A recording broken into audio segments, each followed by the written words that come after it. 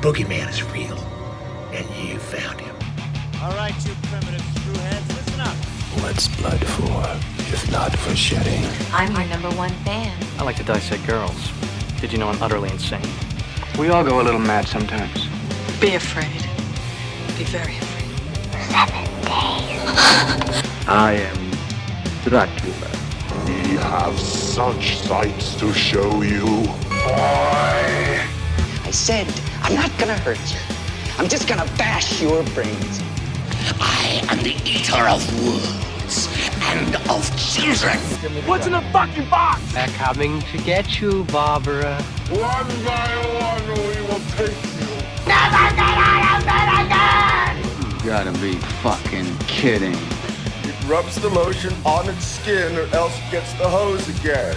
Welcome to prime time, bitch!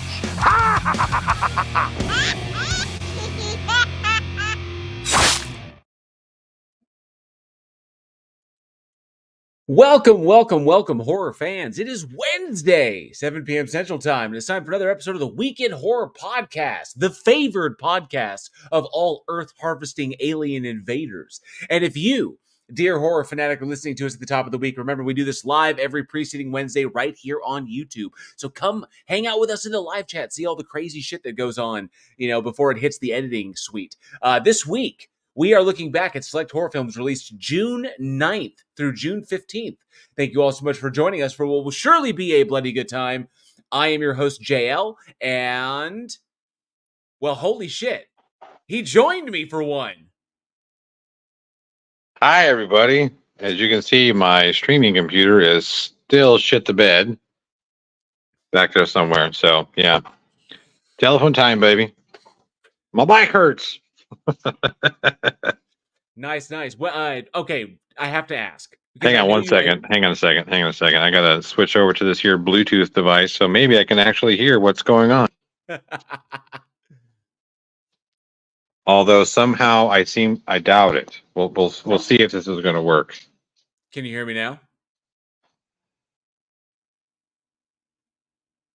Now we can't hear you. Well, hello. Now you can't hear me? Okay, we can hear you, but you're kind of scratchy. It sounds like shit, huh? Yeah, it's not good. It's not good. It was good before. And we're going to go back to it. I just can't hear you very well. So, you know what? I'll just deal with it. You know why? Because fuck it. All right. How's that sound for everybody? Still a little. It was good when you first still a little logged shitty? in. Yeah, when you first came on, it was great. I don't know what you changed. Fuck. Well, if I go back to that way, I can't hear shit. So, yeah. Is that JL? Hang on. Yes, that is JL. Hello. They say, yeah, Rodanola name says now you sound like you look. now he sounds like he looks Like 5 miles of story. bad road. Look like shit, sound like shit. Yeah, wait, let's see if I can make it worse. Yes, we added a troll doll to the cast. Yep, we did. Hang on. I used to be able to do these. Yes, there we go. Oh, hey, if you stare up into the left, into like stage left upper corner, you can pull off like the eraser head kind of looks like. So, yeah, yep. So I can barely hear you. Anyway, you were going to ask a question. What was your question? Actually, no. Yeah, this would be fantastic if you could really be like, JL, I'm here to do the show. I'm here on time. But I'm not. Can you not hear me? Coop. Coop. Oh, shit. Sorry. That's okay. I am very fond of my own David Lynch impression. I really am. I happen to like it so much because I just imagine he's like that from Twin Peaks. Everywhere he goes, he just walks into restaurant. I would be like that. Good evening, sir. Good evening, sir. Can I get your name? I'm David Lynch. Are you not familiar with me? You will be, or you might not. Yeah. Second feature. I fucking love it. Oh, yes. All right. So, yes, you see, Johnny is joining me. I need to try to. I have to ask you because I know you've been busy. But was there a specific movie that drew you to kind of want to be on the show tonight? Not really. I noticed that there were some movies that weren't shitty. Hey, you missed the episode where all 4 of them were good. That was on you. I know. I forget what I was doing. I think I was out of town or shooting some other fucking thing. I don't even know. I don't even know what the fuck I was doing. Okay, well, I can't handle this anymore. I can't stand looking at me. I can only imagine. There. Yeah, there you go. Now I am a Texas Rangers fan. Yeah, Texas, not doing so well right now. Not New York. All right. Well, Johnny is in the house. That is fantastic. I was kind of hoping Eugene would be here as well. You know, Eugene, because we have a trailer we're going to watch tonight that I know he desperately wants to see. And unfortunately, he's not here, and I've got it queued up in the terror tube. So I guess he'll have to check it out later. But that's coming up here pretty quick. First and foremost, let's make sure we get that Patreon banner up. Those are all the amazing people that help to make this show possible. We do appreciate all your support. You all rock. It, you know, like some of y'all have been supporters of the show for years, you know, since we kicked this whole thing off back in 2019. And we truly and greatly support, we greatly appreciate all of your support. We couldn't do any of this stuff without you. So thank you very, very much. Your names are down there on the banner. So if you're interested in checking that out. Right. Where is it? There's no shit. There you go. And of course, if any of you are out there are interested in how you can support the show, check out the link. It's in the description. Go to our patreon.com/weekinhorror. You can support the show for as little as $1 a month. So give that a look if you're curious, if you're interested. Otherwise, just hang out here and chat with us. Let's see who we have in the live chat, by the way, because I see a bunch of familiar faces in there. Raven Darkstar is here, who's here 5 hours early. Thank you so much. I do appreciate that. Casey Cooper as well. Good to see you as a member of the Army of the Dead. Appreciate you that support, Casey Cooper. You rock. And by the way, Sarcasm has been a member of the Army of the Dead for 10 months, as has Joshua Lee has been a member for 10 months. Thank you all so much for that support. You guys rock. I see Sherry Tilley's hanging out. Good to see you, Sherry, as well as Aaron is hanging out there too. Says, why is Casey Cooper not an admin? I'll have to look into that. You know, I'll have to look into his admin status. Hey, you know what I can do? You know what I can do? No, I can't do. Oh, I have to do it now. Damn it. Shit. Friendly fire. Uh-oh. Who'd you time out? Oh, son of a bitch. Okay, hang in there, bud. No, wait. Oh, no, I didn't time out anybody. It's my bad. I have to do that in the studio. I have to go in the studio and actually admin him. I can't do it from my phone. So, but I can get on that because I think you're right. Sarcasm. Casey Cooper deserves it. He's here like every week, all the time. More than some of the hosts.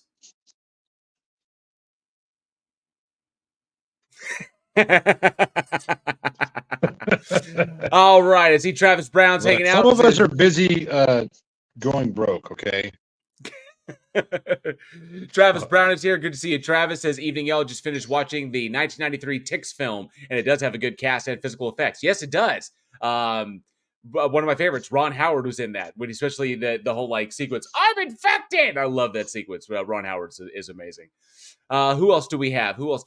I see. Oh, a lot of talk about the air horn coming up. Oh, you know it. Lieutenant Jedi, good to see you. Thanks so much for being here tonight.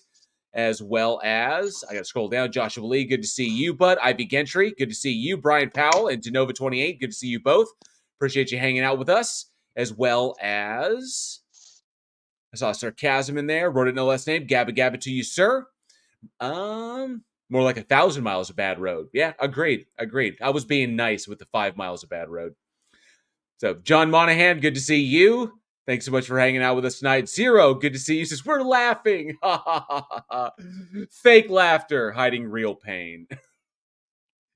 Charlie Welch, good to see you. Only man on the internet you never make a bet with. Always fun seeing you in the chat. Jasper as well, good to see you.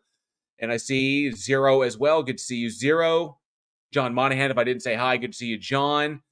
Left-Handed Jedi has been a member of the Army of the Dead for 6 months. Appreciate that, Left-Handed Jedi. Cindy Sue is here as well. Good to see you, Cindy. Appreciate you being here tonight, and I think that's it. Aaron Reese says, why am I getting snubbed now? Oh, you may have been you. I'm not sure. if I accidentally credited someone else's comment or your comment, someone else, I apologize, Aaron. Aaron did say really Lynch. Apologize. Aaron Reese says Lynch actually talks shit about the cast and the crew very quietly all the time. It's on The Art of Life. It's hilarious. Oh, I could see that. I could see that. He is hilarious. Rodinellis name says, glad there are only 2 Predator movies. Stopped before the franchise wore out. Shit. Yeah. Yeah. Well, now Prey was good. Prey was damn good. Huh? Prey. Yeah, I will give Prey. It was interesting. It wasn't absolute fucking garbage. So that's definitely a plus in its favor. It was actually a pretty solid film. This is coming from a perpetual hater, but no, I liked Prey. Prey was fun. Prey was a good one. I'm looking forward to.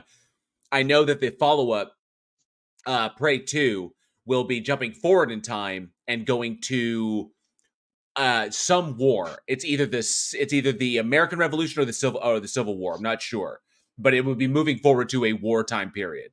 So don't know how they're going to play that out. Interesting. Then again, it's kind of the same gut reaction because they announced Prey and it was like Prey, Predator, Native Americans, and people were like, "What?" They're Native Americans. Well, but like, that makes sense though. Plasma caster versus bow and arrow. Like, what do you do? Right. But when you go back and look at a lot of the native stories and whatnot, there's so many different ways you can fit the Predator into those legends, and it works so well. I mean, right. That's some good, carefully crafted storytelling there.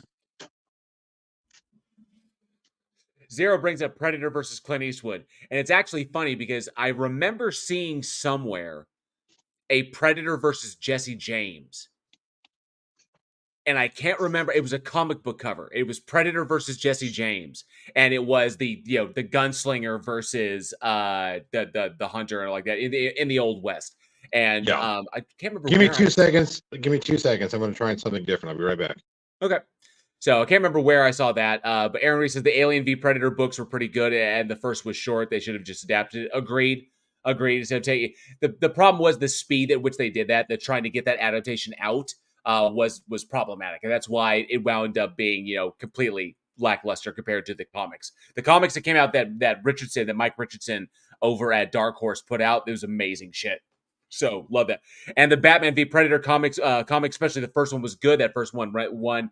That first Batman versus Predator comic won the Eisner Award for I believe inking and shading, but it was an Eisner Award winning comic. And I friggin' love that one myself. At the very end, when Batman beats the Predator to near death with a baseball bat, great shit. Love it. Adam Strange, good to see you. Says, "Was up, my Globetards and Heretics and Horror Junkies?" Good to see you, Adam. Glad to have you here. Who else do we have? I think I got everybody. So if I missed anybody, I do apologize. Johnny is going to be making it back. There he is. Sorry. Oh, now you sound good now. Yeah. Yeah, well, I've got a workaround, except I don't have a camera on this one, so you don't have to look at my ugly face. You have to look at Gary Busey now. A shark fart.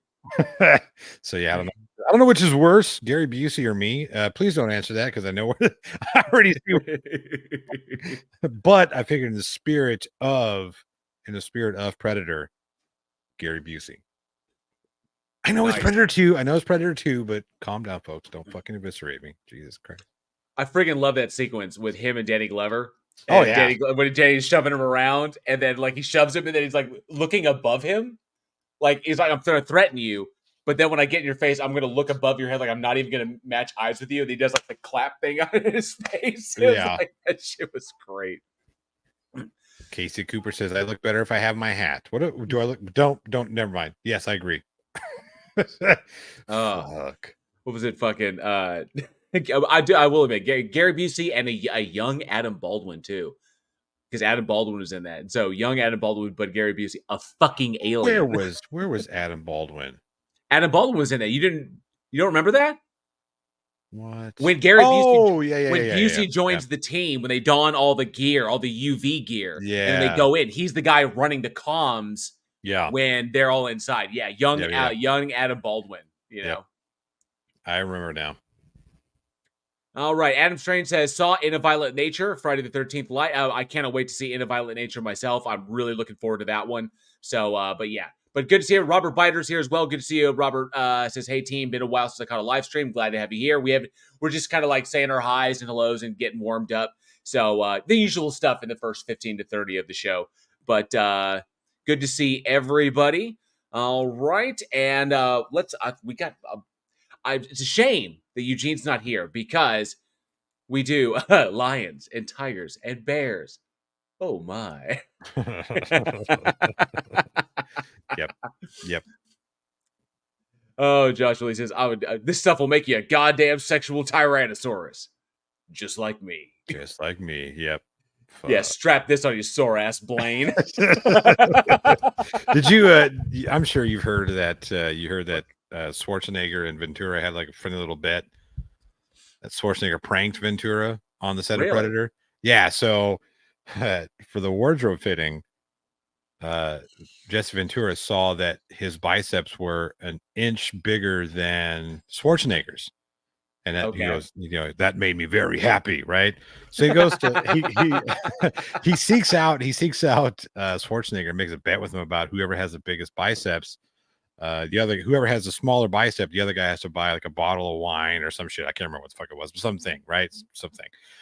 What Ventura didn't know is that Schwarzenegger had told the costumer to tell Ventura that his biceps were 2 inches smaller than they really were.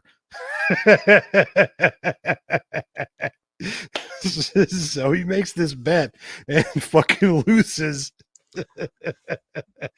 See, Schwarzenegger's crafty as fuck. He is. And I mean the whole scenario with tricking Sylvester Stallone into taking "Stop or My Mom Will Shoot."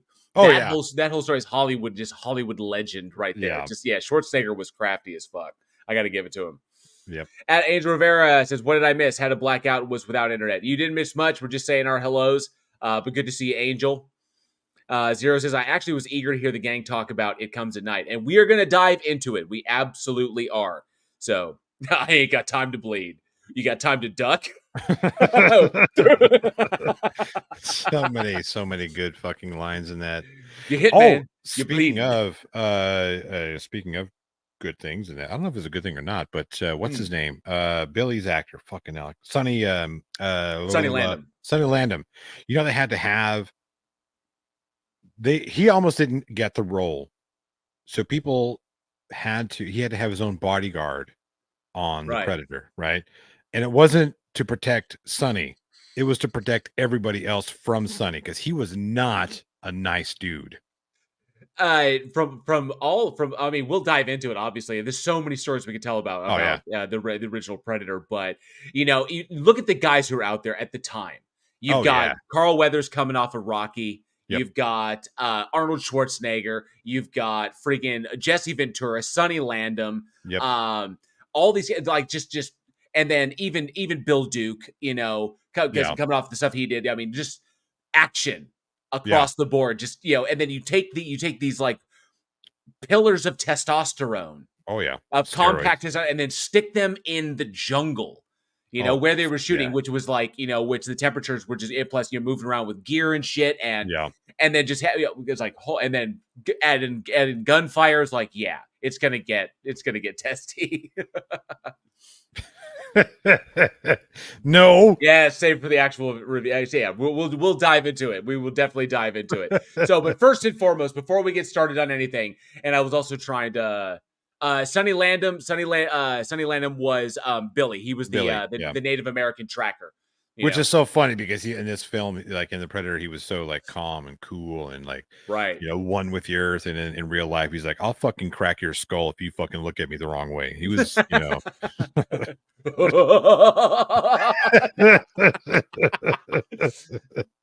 All right, but before we dive, and I have to admit, I was trying to drag it a little bit in case Eugene popped by, but he's not here. He's got some pretty serious things to take care of right now. So.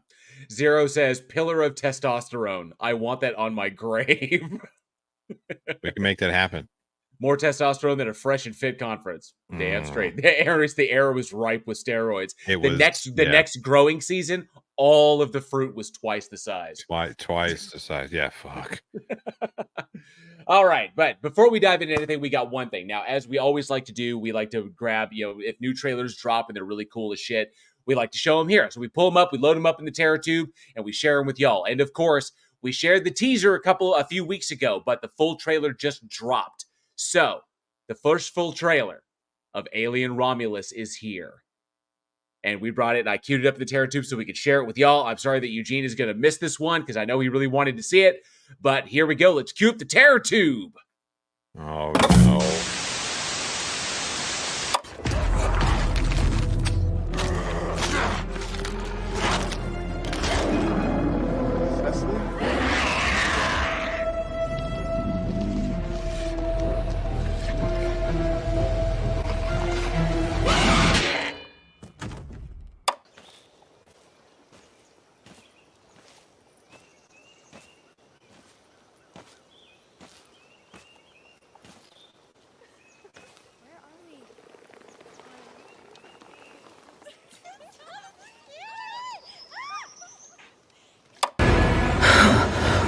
You're not alone in there. Huh? What are you hiding, huh? What's in those? Something special, huh? They're not special. They're starving.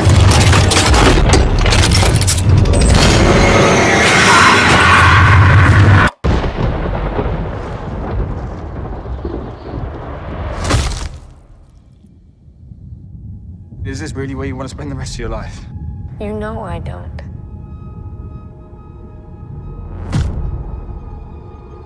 Then this is our only ticket out of here.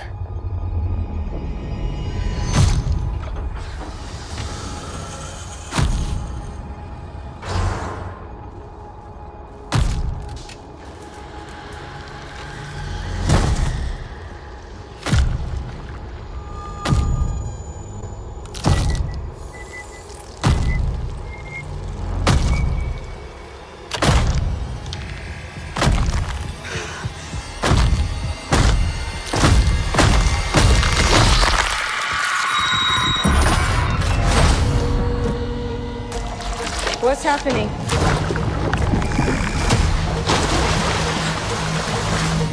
There's something in the water. What do you mean there's something in I the don't know, water? there's just something in the fucking water.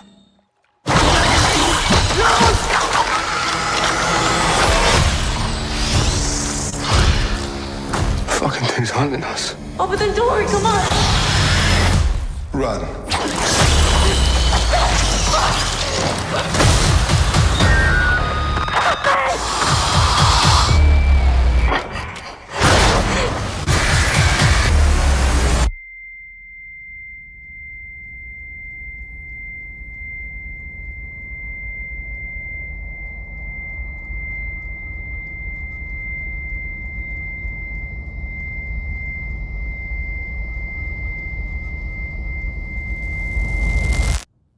Are you sure you want to do this?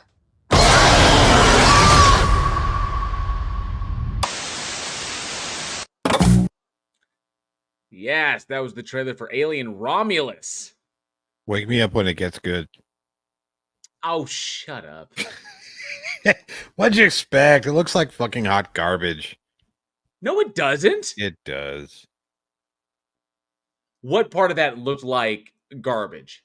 The part where it started until the part where it finished. Okay, whatever. Anyway, that was the trailer for I like Alien making Romulus. your fucking eye twitch. It's so fun. That was the trailer for Alien Romulus. So Alien Romulus, written and directed by Fede Alvarez. Of course, being produced by Ridley Scott, and looks like from the looks of it, it's looking like Fede got to run with it, and we're not getting any like weird Christo mythology with our Alien story. So, but the story is set in between Alien and Aliens, and so isn't this supposed to be like the landing on LV-24 or whatever the fuck it is? I don't think this is the initial kickoff of that. So it's similar to Alien. So the plot of it is while scavenging the deep ends of a derelict space station, a group of young space colonizers come face to face with the alien species. So that takes place on a space station instead of an actual ship. So that's because they're going to the space station. And well, we don't know the source of the infection, where the eggs came from, or what is going on, how Weyland-Yutani factors into it. Still a lot of details that are missing, but visually, the movie looks fantastic. The aliens look great. The facehugger action looks fantastic. I'm loving the cinematography. The lighting is reminiscent of both Aliens and Alien. So Fady is taking what works and running with it and not adding in a bunch of like weird, narrative plot points. He's keeping it sleek and simple, which is good. I don't know. We don't know that yet. It could be full of weird narrative plot points. Okay, it's possible because we don't know, but I don't think we're going to get any weird Covenant and Prometheus. God Jesus, forbid. Jesus was an engineer that was sacrificed, and the engineers are mad at us. Everything. I don't even know where that's going to go. So, but this film stars Kaylee Spaney. Kaylee Spaney plays Rain Carradine. She's the new lead in this one, with Isabel Merced, Archie Renault, David Johnson. I believe David Johnson, from what I've seen, David Johnson is the android on board. Spike Fearn and Eileen Wu. So, but I'm looking forward to it big time. Why do we always have to have a goddamn android? Can we not have one alien movie without all crews have to have it? No, all Weyland-Yutani. Weyland-Yutani designated that every crew has to have an android on board. Fucking hell. Can we get rid of him really quick this time? Just like fuck him off right off at the bat. I mean, so the film is scheduled for release August 16th. So it'll be a good end of summer release.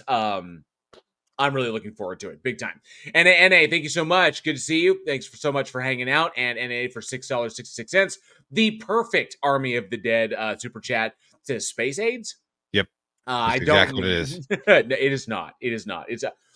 I have money that it's going to be fantastic. I really do. It's going to be good. And Zero says, no Michael Fassbender? No. There will be no dual Michael Fassbenders playing the flute together. If that wasn't a euphemism for... I'm just laying it out that way. That's all I'm saying. No. I think the filmmaker laid it out that way. You blow, I'll handle the fingering. Yeah, right. I mean, fucking hell. Okay. We get it, okay? We understand that there's a lot of sexuality and references in fucking Alien. It's okay. It's been that way since Alien was Alien. Hell, one of your biggest, widest shots is 3 fucking seamen, mind you, walking into a vagina. We get it. Sex everywhere. But do we really need Michael Fassbender sucking his own dick? We need so Michael Fassbender self-play. Well, if there was anybody going to be self-plating on film, I would take Michael Fassbender over anybody else. I would. That's probably fair. Because I remember him from 300. Oh yeah. So yeah, he was in 300. Yeah, there's a lot of people in 300 though that I wouldn't want to watch self-plate. Zero. Yes, let's continue. So I'm looking forward to it. Of course, I'm a giant Alien fan. I've been looking forward. I know a lot of us have been looking forward for a long time for the franchise to get back to its roots and back to what it does best. Things started going on. Here's the thing, though. We've heard this many, many times, and I'm sorry to interrupt, but we've heard this many, many times since Alien 3. We've heard this. Back to the roots. It's going to be like Alien, and then and then Alien. Look, Alien 3. I understand there were some things. It was actually a pretty solid Alien picture with the fact. Scratch the CGI alien. It looked like fucking shit. Now, it has not held up at all. But No. There have been, because of the advancements in technology, there have been some intrepid YouTubers and some digital effects artists who have gone back and are working on making it look better, which is amazing that can be done these days. It's kind of like for certain. Right. Yeah, so absolutely. Yeah. But and then Alien 4 came out. I'm like, what the fuck is this French steampunk bullshit? It was so terrible. The Leterrier Alien Resurrection, written with a script by Joss Whedon. Even Joss Whedon said that was the worst script he'd ever written. He himself denounced it, said this is terrible. Right. Because apparently the parameters within which he was supposed to set the story, like it wasn't like he got to go in and craft an alien film from scratch.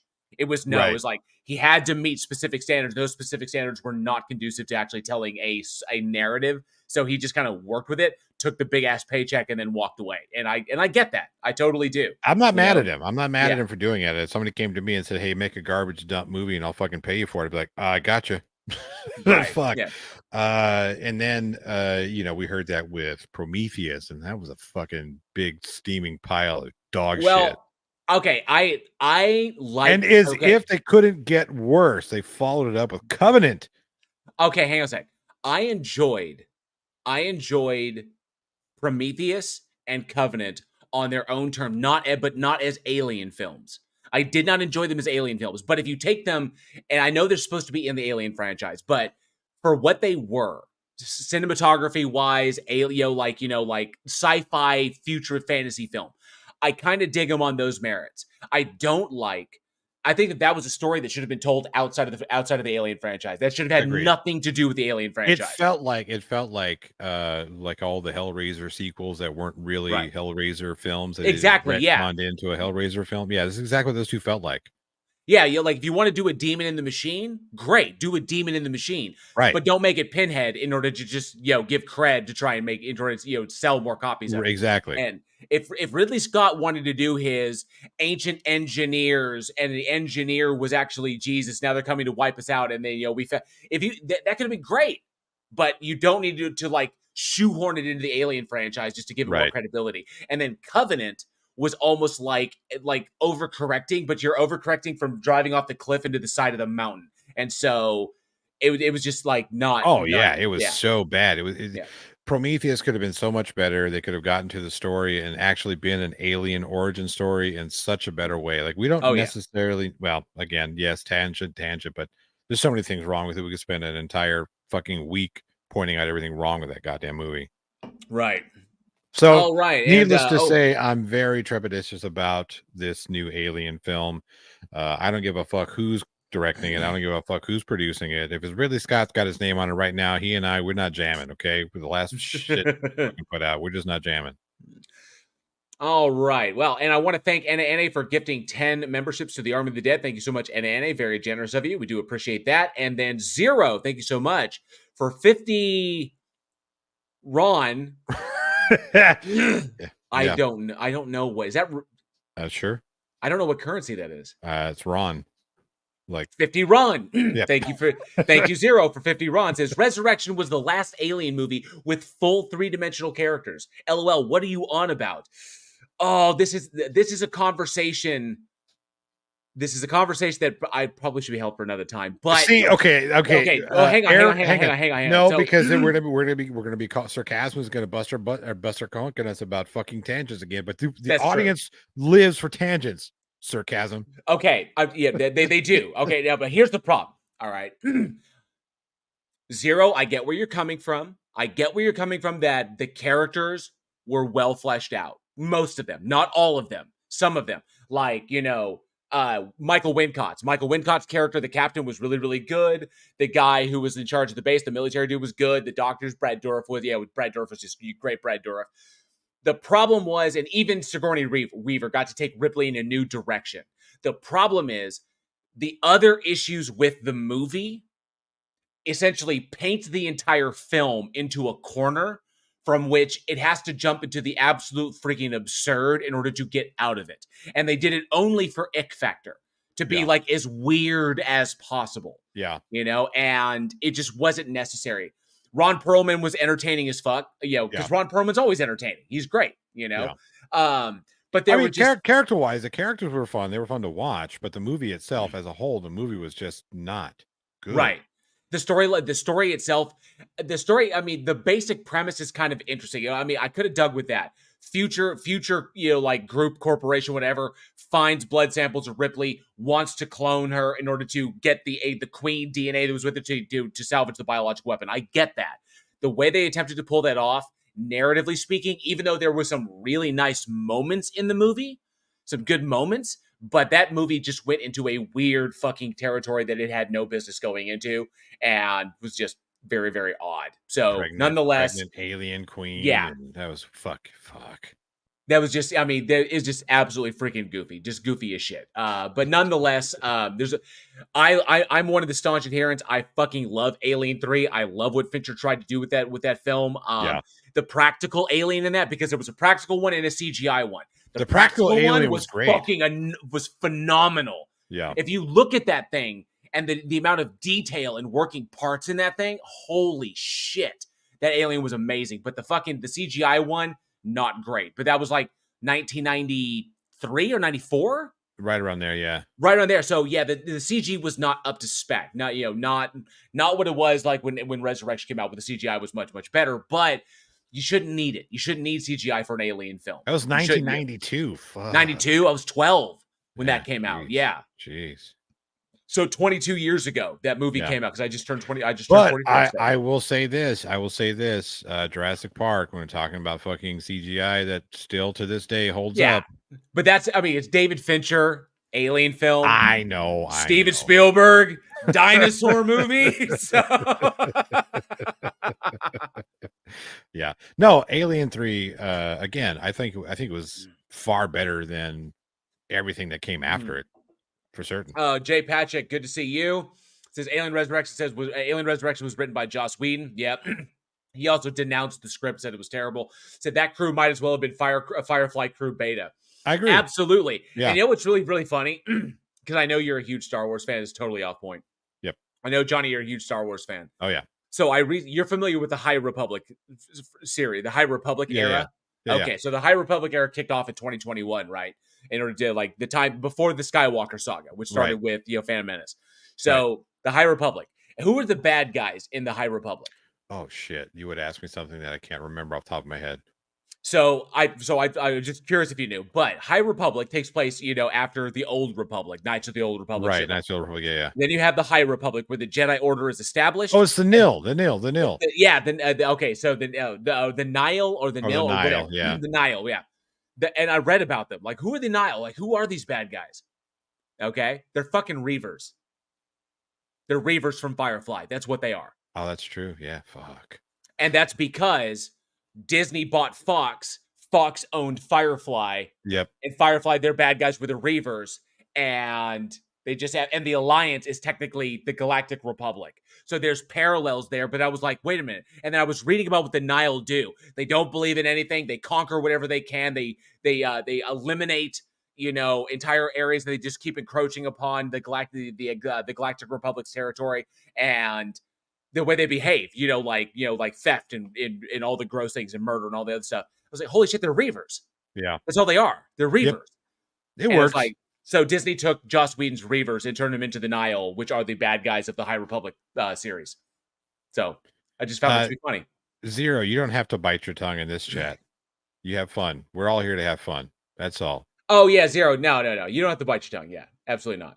So Zero, I will say this, Zero. I'd never seen was it Ron? I'd never seen that currency before. I had no idea. It's Romanian. Is it Romanian? Romanian. Yeah. Lou, I think it was. Lou? Yeah, we found in the chat. The chat answered that question. Romanian Lou. Yeah. Okay, now I will remember that now. Yep. Yeah. I'm going to call it the Weasleys. Fuck. I'm not going to do that. I'm not going to do that. Oh, that's right. Lieutenant Jedi says until Underverse comes. Holy shit, because there's a new Riddick movie coming out. Oh, fuck. Please tell me that he finally got it said. It's Chronicles of Riddick Furia. So going back to Riddick's home planet.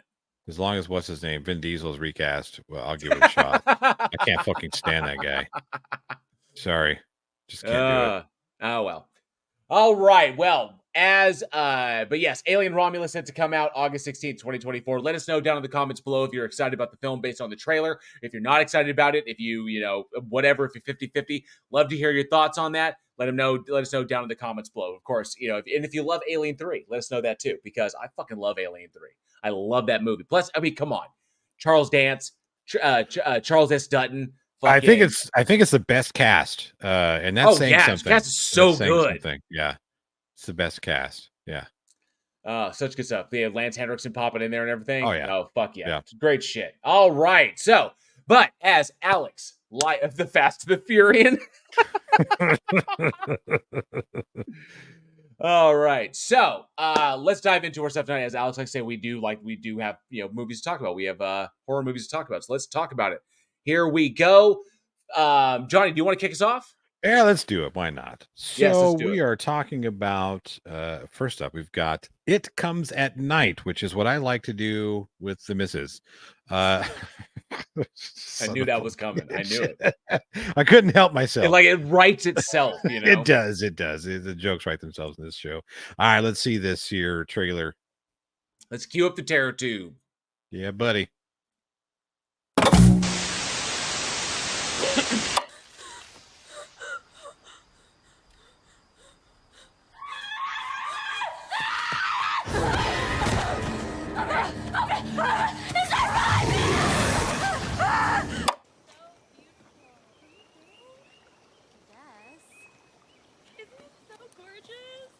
We finally have some time away from everyone. We're together.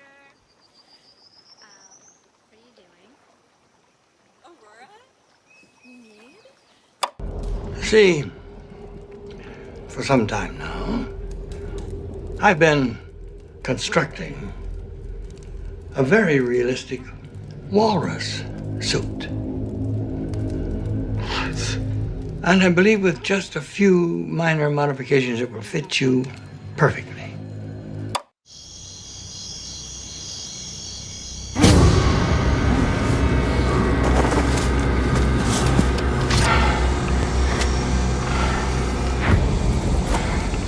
I just want to talk. And I want honest answers. Do you have any idea what's going on out there?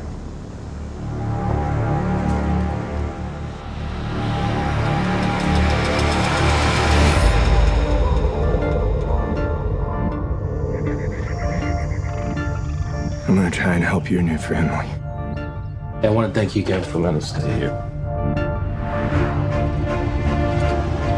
Just gonna run through a few things. When we go out during the day, we like to stick to groups just for safety. The red door, it's the only way in and out of the house. It stays closed and locked all the time. I have the keys. It's the only set. Most important thing. What's he see? It's okay. Just go inside. We never go out at night.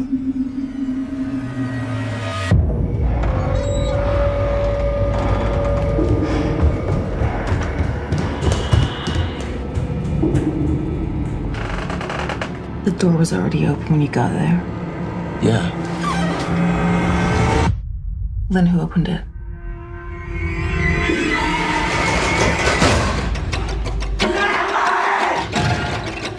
I think they're sick.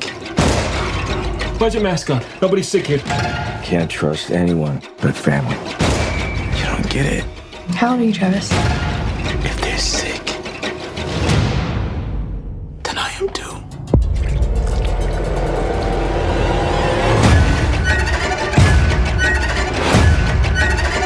If you're lying to me, I will kill you.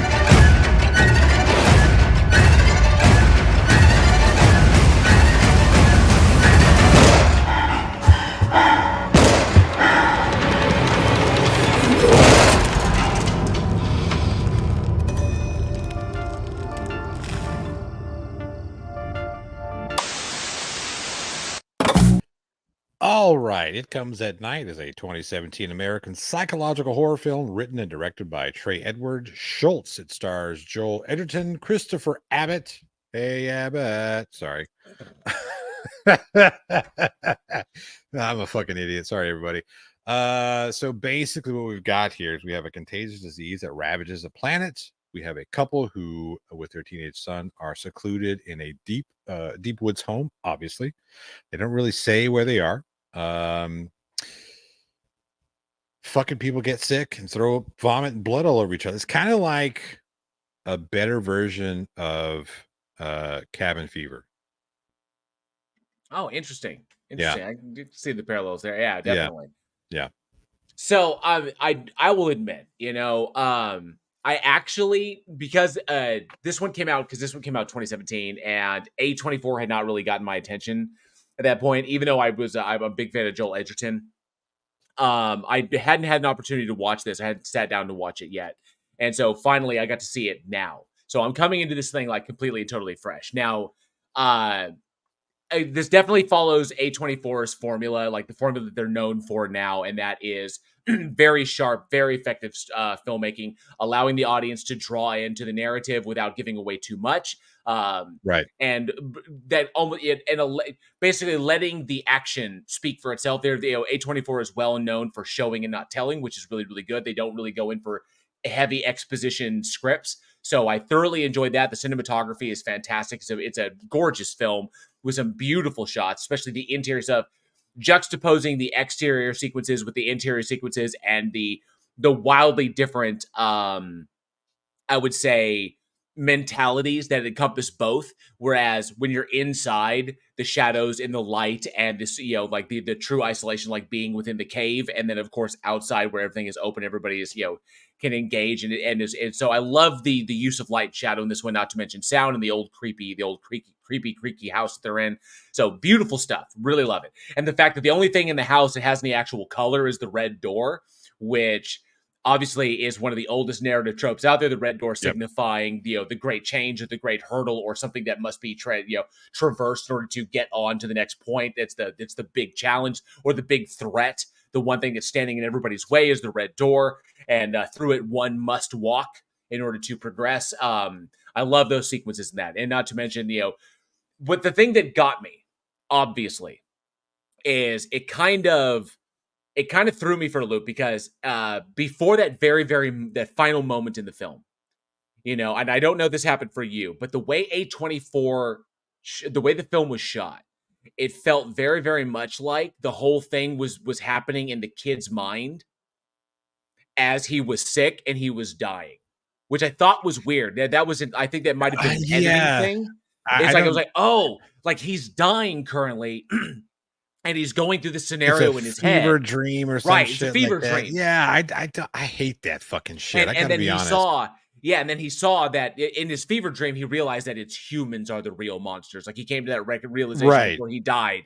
But then I was like, oh shit, like this has all been in his head. That's why he keeps having the weird dreams, referencing back to his granddad and imagining all this weird shit because he was sick. It was like, oh, okay. But then we get that last sequence at the dinner table, and it's like, I was like, holy fuck. And it was like, all I saw was a meme. Like, hey, A24, we're doing a viral infection movie. How bleak do you want it?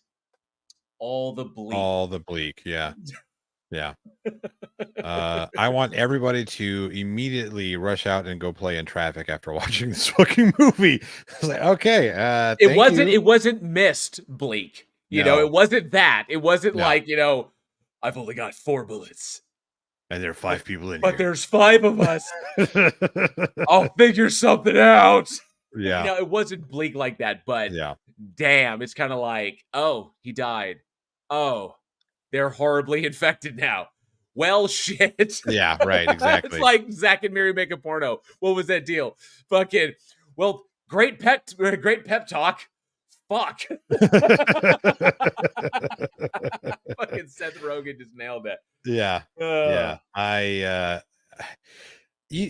I generally like slow burn type films, very atmospheric type horror films. This teetered on a slow burn, but I guess it kind of ramped up a little quicker than I would have liked it. And then, the whole, it's just a dream. Like, fuck off, man. Stop tickling my dick and fucking give me a good story. Well, you got one. Now it's like, oh, they're all dead. Everybody dies. Like everybody dies. Like it was all pointless. You shouldn't have like, honestly, and I'm sitting here at the beginning of it. It's movies like this that I love for engaging the audience, because you get to sit there and you get to wonder about what you would do in that scenario.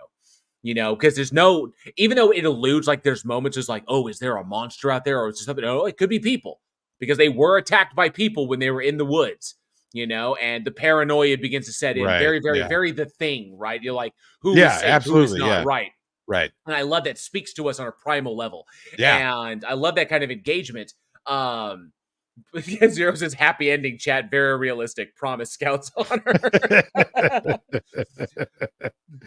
Solemn vow, you will not want to eat a bullet after watching this movie. No, it's just not at all. It really made. I mean, obviously, then it brings up like moral dilemma questions. That's why I love narratives like this. Because it makes the audience. That's what A24 is known for: is putting out their content that really challenges the audience and makes them think. And if the audience is willing to do that, otherwise. This is a very, very bleak picture. Yeah, very, A24. A24. They're not really known for their popcorn movies, right? This is not. one thing I can appreciate about A24, and one thing I'll give them credit for, because every now when you turn on a dog shit film, it's a dog shit film, but I can at least say they're trying to do something, right? This is not like, like fucking Hands of Manos, where it's just a dog shit film. You've got, you've got, you've got filmmakers here that are a studio that no matter what genre they decide to dive into, it's not just going to be simple popcorn flick, enjoy it, entertain, whatever, which is fine. Don't get me wrong. People who make those types of films, those films are very serviceable for a lot of people, myself included. Every now and again, I want to sit down and watch a movie just to watch it and then get up and walk away from it and be done with it. I just want to be entertained for an hour and a half or 2 hours.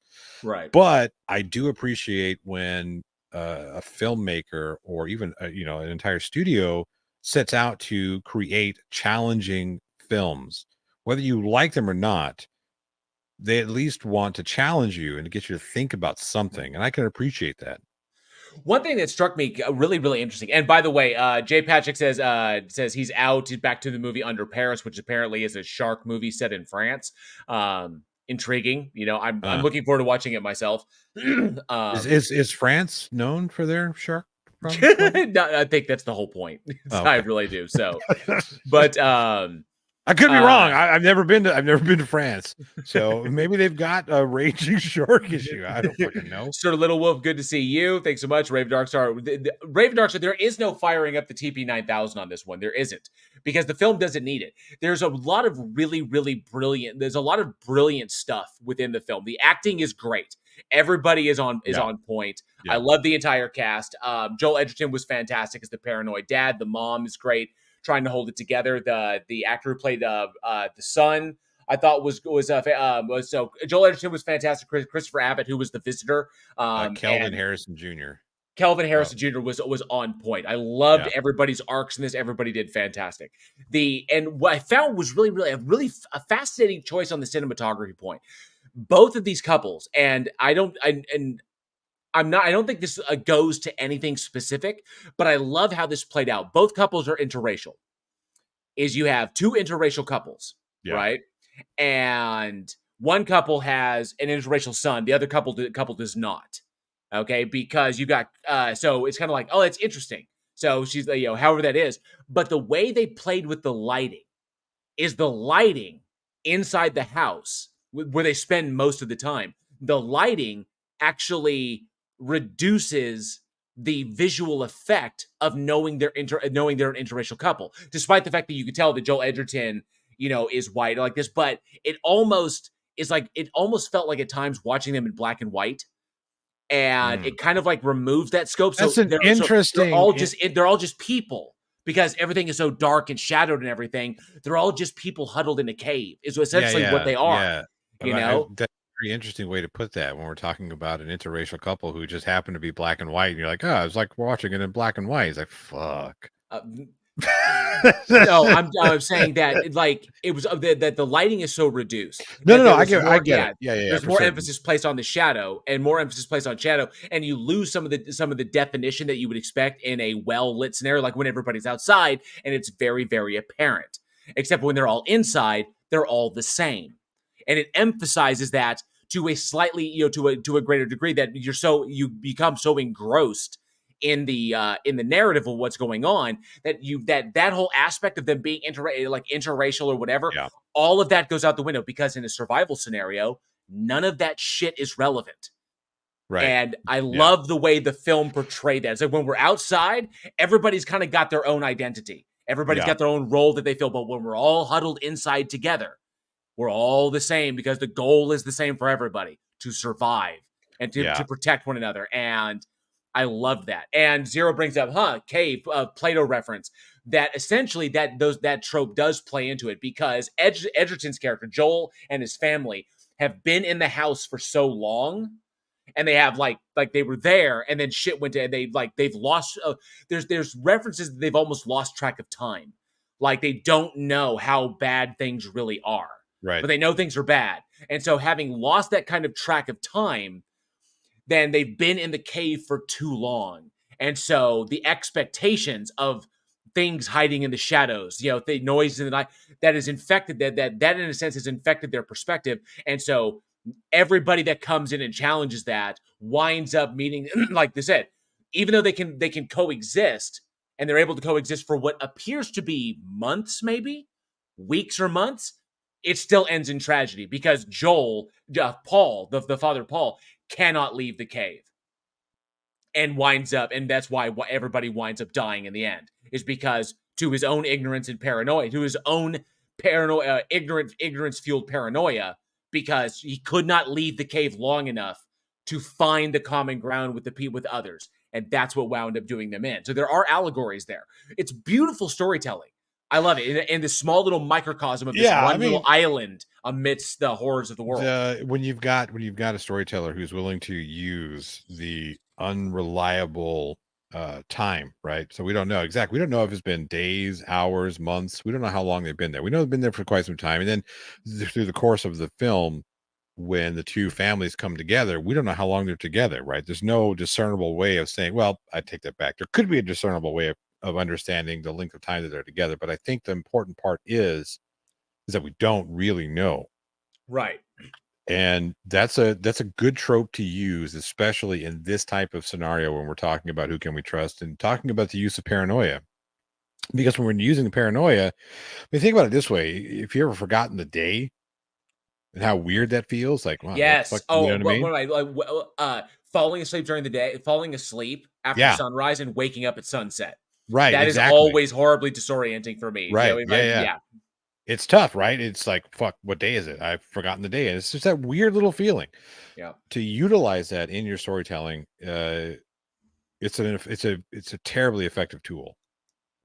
Yeah, thank you, Omni Orosporos. I appreciate that. Yeah. Good to see you, Omni, and good to see you, Jay Vers. Good to see you. Thanks so much for being here. Yeah, I thoroughly enjoyed this one, even though in that it winds up quite bleak, and they put some emphasis on that. You know, when Will's character goes down, and then when Kim and Andrew, when they eventually die, it's mist level brutal, but very grounded in reality. There are no monsters here other than humans. The people themselves, other than humans. You know, there's truth to it. I always loved it. In the show Supernatural, Dean always said, of all the monsters that they kill every single week, you know, every week, it doesn't matter. Vampires, werewolves, like that, none of them. Humans are the ones that scare them because they're human. You know, monsters can't help but be monsters. Humans, they're scary. And so, yeah, I love that. And I love that they were willing to take a risk on this one. I absolutely dug it. And beautiful. It shows what you could do with minimalism in that respect. When you're in the house and there's not much in the environment to play off of, except the characters to play off one another.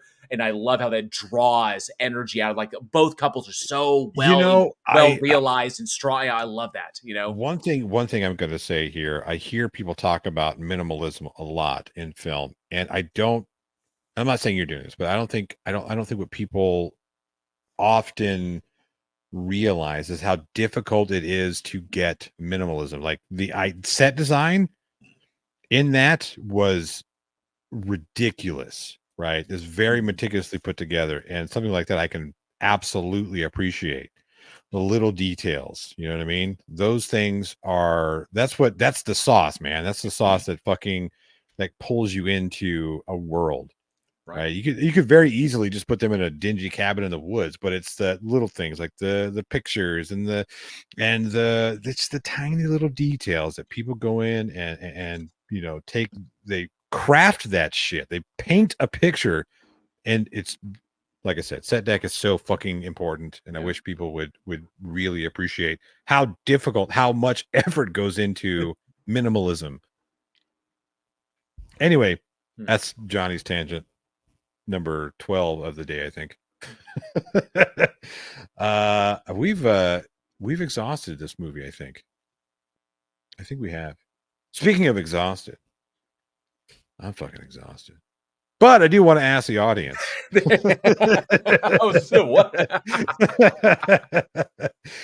This is an isolation horror film. We've talked about many. The Thing is absolutely my most favorite isolation horror film. Followed very closely by Alien. Not Aliens, but Alien. I want to know, what is your favorite isolation horror film? Leave us a comment in the comment section down below, the side chat, or email us at weekinhorror@gmail.com and let us know your thoughts. Yeah. Favorite? I have to say The Thing is my number one favorite. Number one, yeah, hands down. Alien is also really, really good. Isolation horror. So many. Yes, we know. We know about title. We absolutely do. We do. Tiny little things. Ooh, 28 Days Later. I didn't like that one.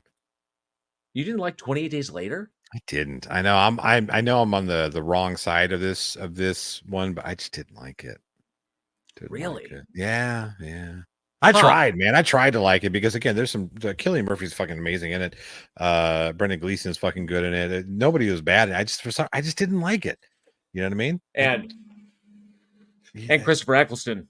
Yeah, it was a great cast. As the mad colonel, the crazy colonel. Yeah, I mean, it was a great cast. I don't know, something about I just didn't like. I don't know what it was. I can't quite put my finger on it.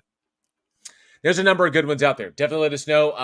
Got some good Body Snatchers. Invasion of the Body Snatchers is a good one, especially the 78 one with Donald Sutherland. God, that was so good.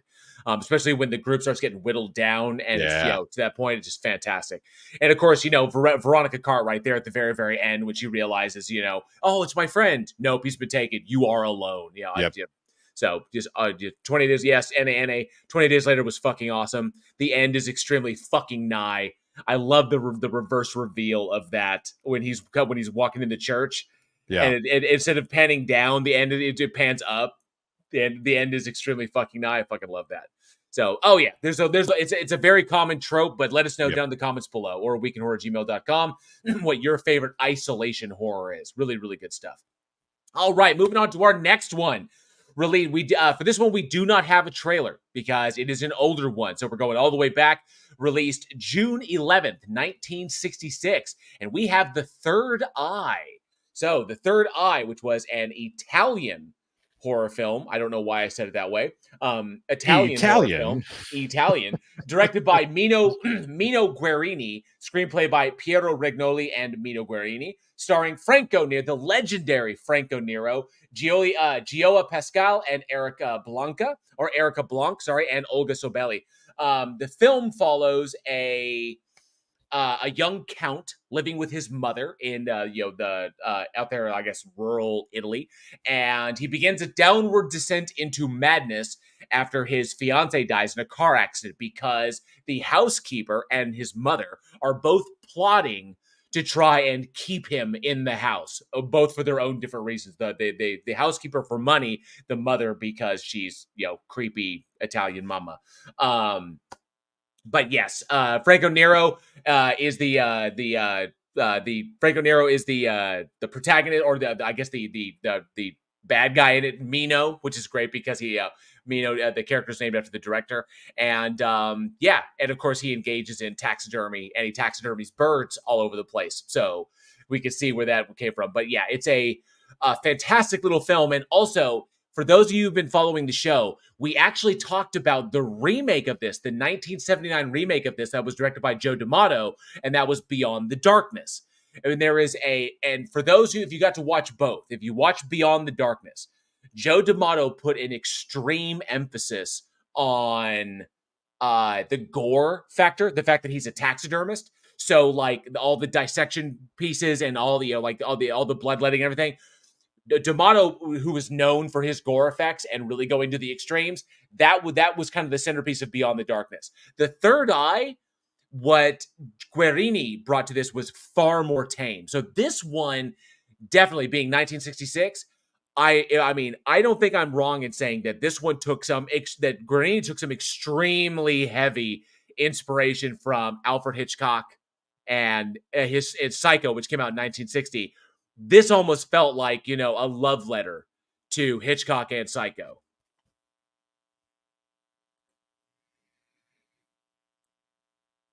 Are you there? Yeah, I was just letting you pontificate about this fucking shit movie. It was really, because I totally enjoyed it.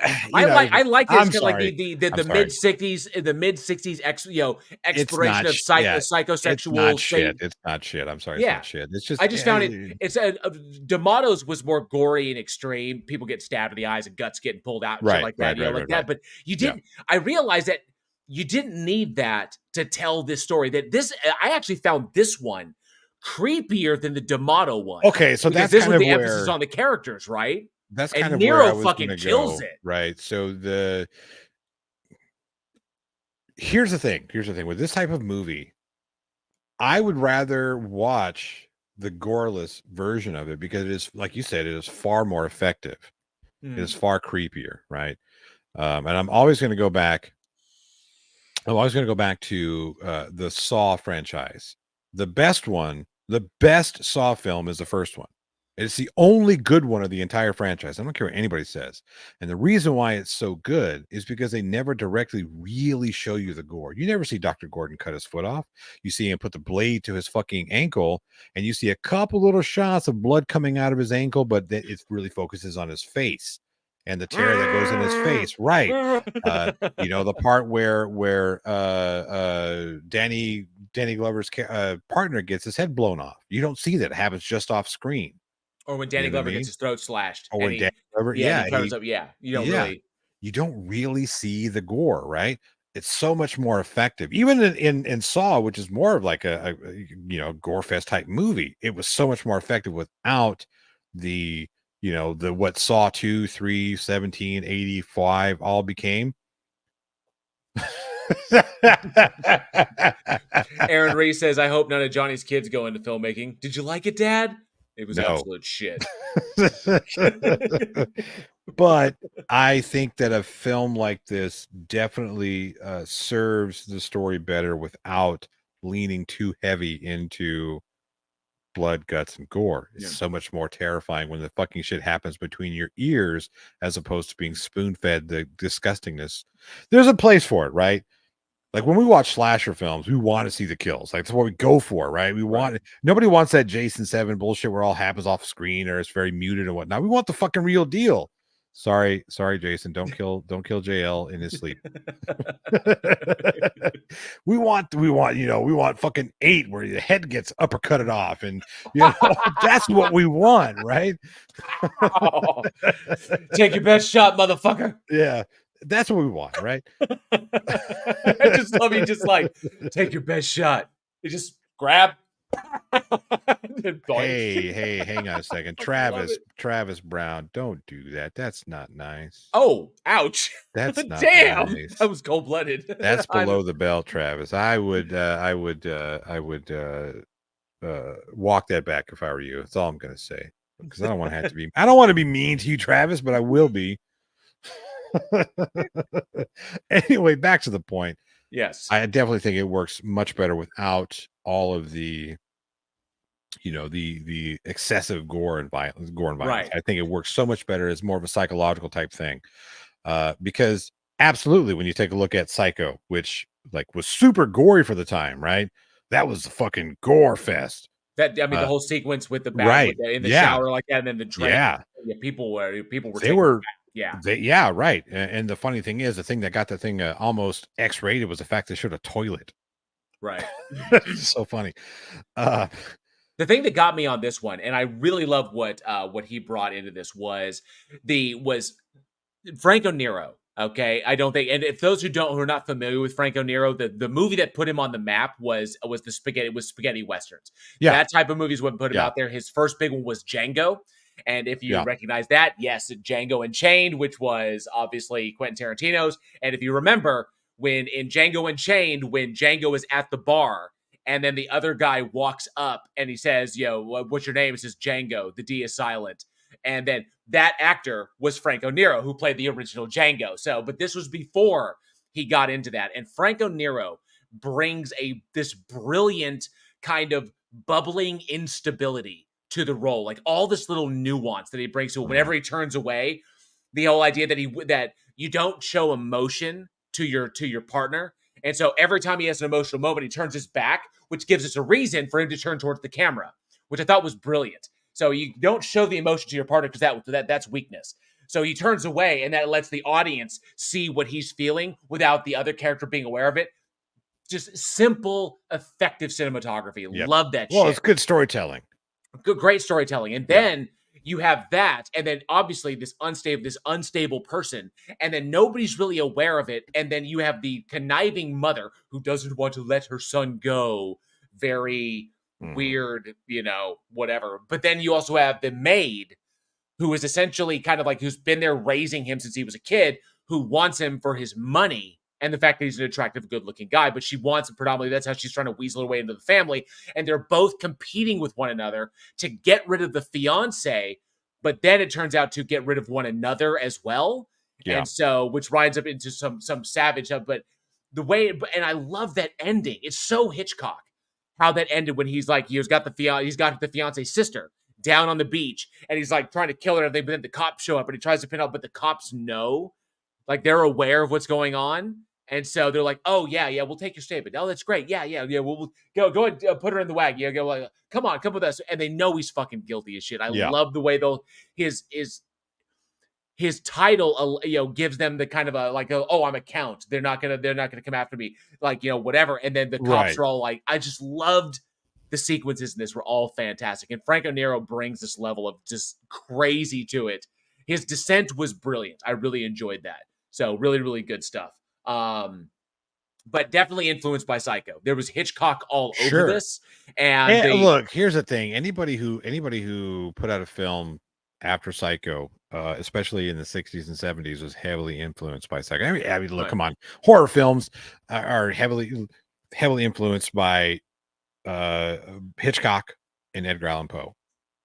Those are probably the two most influential storytellers that you're going to find in any horror film, period. The unreliable narrator is always going to be attributed to Edgar Allan Poe, and the twist and the cliffhangers, that's going to be your Alfred Hitchcock. Oh yeah, just the way it goes. NA, thank you so much for the $6.66 super chat. Says Johnny, yes, Saul was the only one worth watching. Thank you very much for that, NA. Very, very generous of you. We do appreciate that. And I think NA also gifted another 5 memberships to the Army of the Dead. Thank you so much, NA. You rock. Very generous. We appreciate the support. Ondine is here. Good to see you, Ondine. Thank you so much for hanging out all the way from France. Hope you're doing well. I know it's getting a little late over there, but appreciate you hanging out. Okay, so I have to ask Ondine a question. Out of all you're French. First, 2 questions. First question, do you guys have a shark problem in France? Okay. Second question, out of all the letters in the name that you have for, let's just put this up here in a second. Out of all of these letters in your name, how many of them do you actually pronounce? I tried to pronounce Ondine's name one time, and I know I butchered it. It's like, yeah, of course. Ondine la Chaîne du Frisson. Don't even get me. I think it's Le Chat du Frisson. I'm pretty sure, but then again, I could be fucking that up. German, come on, it's like everything is like Germans fuck the French all the time. Yeah. I didn't go there. Oh shit, that wasn't me.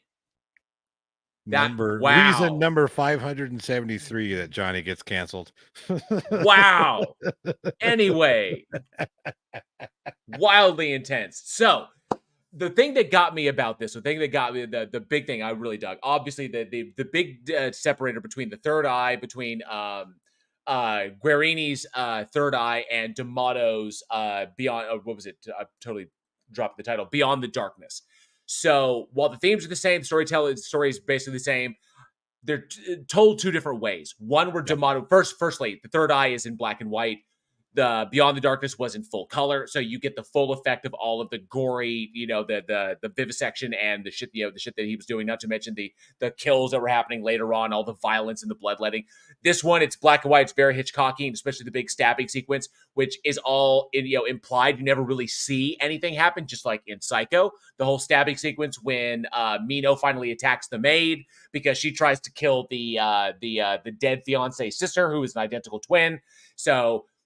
I love this. The same story told 2 completely different ways, and that's kind of what I wanted to ask the audience on this one. This movie goes to show, this one and its remake, the D'Amato remake, show how you can do this, how you can tell the exact same story, completely different ways, get 2 completely different reactions to that same story, which is just, I love that fact. But given the nature of the story, the psychosexual nature of the exploration of madness, the effect of like overbearing mothers on underdeveloped children, and isolation as well, because they live out there in the countryside with no one really out there, no friends, everything. And the exploration of that, very akin to like Norman Bates and his mother out at the hotel, and no influence there. But which version of the movie did you like best? Did you like the Guarini original, where it focuses more on the characters and driving that narrative and how their interpersonal relationships play into the violence that will inevitably hit the screen, but that's where the focus is? Or did you like the D'Amato remake that was fully colored but gave us all of the effects of that psychosexual sadism, the bloodletting and the gore and the vivisection and the organs everywhere and all that brutal violence? Which one did you prefer? Do you prefer that gory version or the more classic, streamlined Guarini original?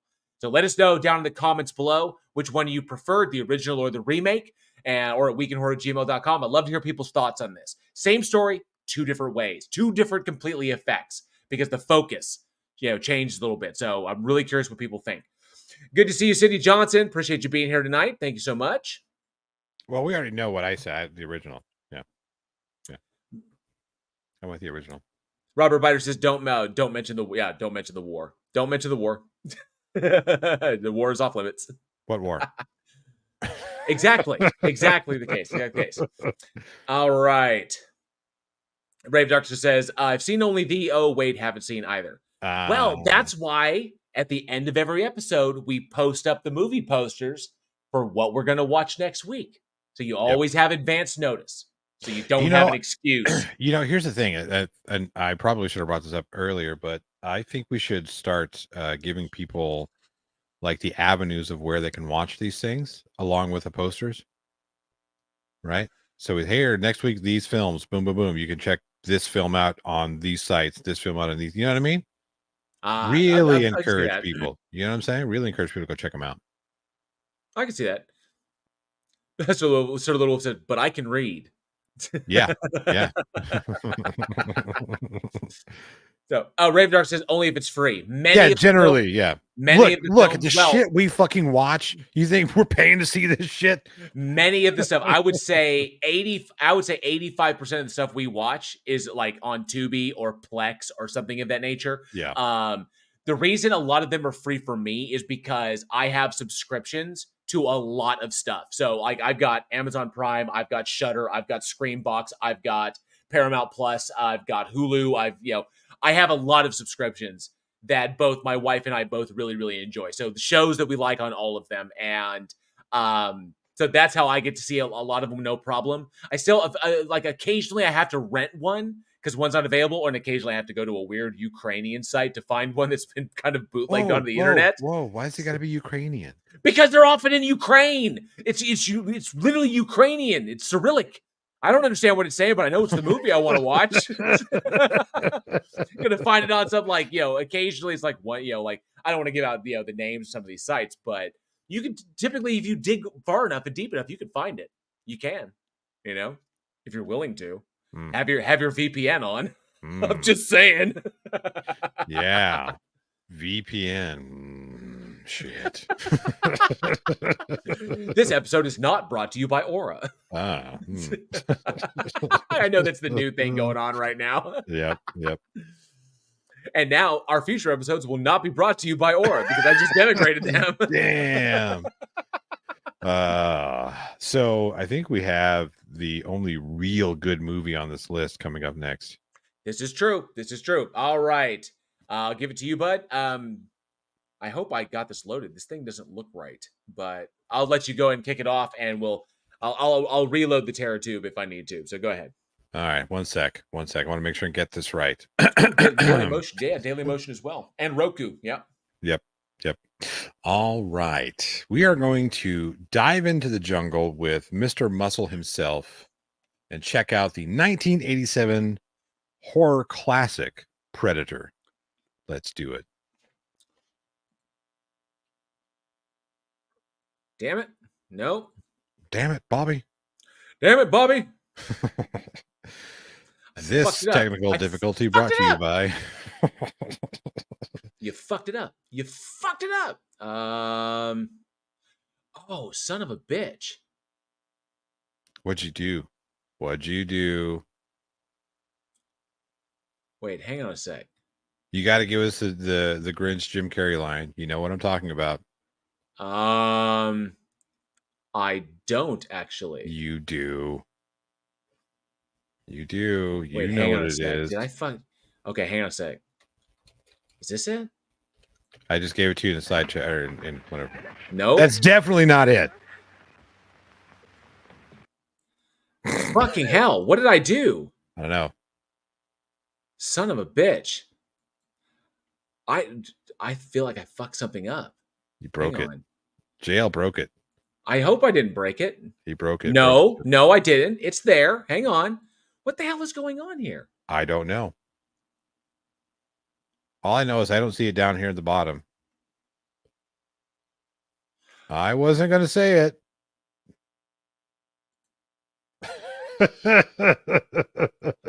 All right. I know Irish Demon tagging rubbed off on jail. I think. Hang on a second. One moment. Yeah. So whilst JL is trying to entertain them for a moment. Whilst he's trying to figure out his goof, we all know what line I'm talking about when I say Jim Carrey's Mr. Grinch line. Everybody here knows. You have to know. I gave it to JL in the private chat. He's refusing to say it because he knows what I'm going to say when he does say it. How did you fuck it up? Well, I didn't. I think you did.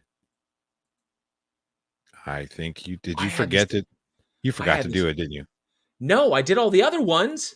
But you didn't do this one. Oh.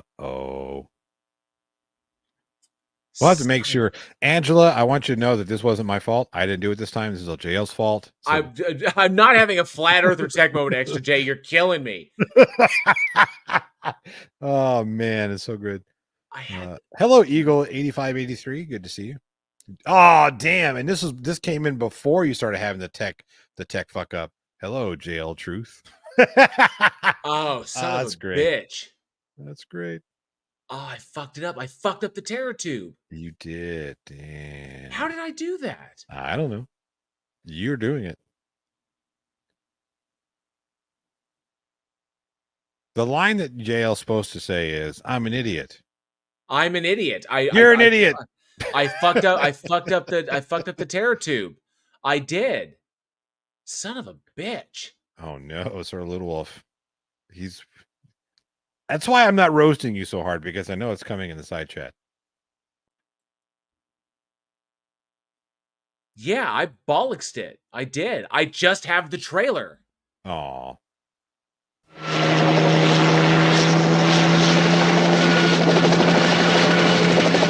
We are a rescue team, not assassins. Now, what do we gotta do? In a part of the world where there are no rules. We pick up their trailer at the chopper, run them down, grab those hostages before anybody knows we were there. What do you mean we? Deep in the jungle, where nothing that lives is safe. You lose it here, you're in a world of hurt. Showtime, kid. Knock, knock. An elite rescue squad. You're bleeding, man. I ain't got time to bleed. Is being led by the ultimate warrior. We need the best. That's why you're here. But now, What's got Billy so spooked? there's something out there waiting for us. And it ain't no man. They're up against the ultimate enemy. Holy Mother God. Nothing like it has ever been on Earth before. She says the jungle just came alive and That's been retconned. We cannot see it.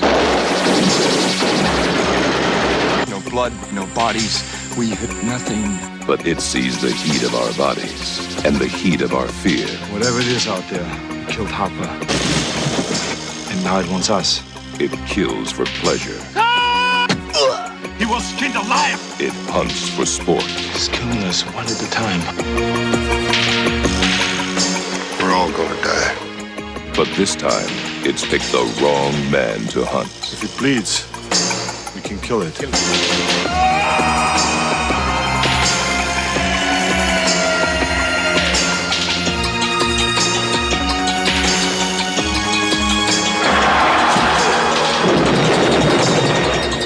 Century Fox presents Arnold Schwarzenegger. Predator. The hunt begins Friday, June 12th at theaters everywhere. Can I just say that trailers from the 80s are fucking dog shit?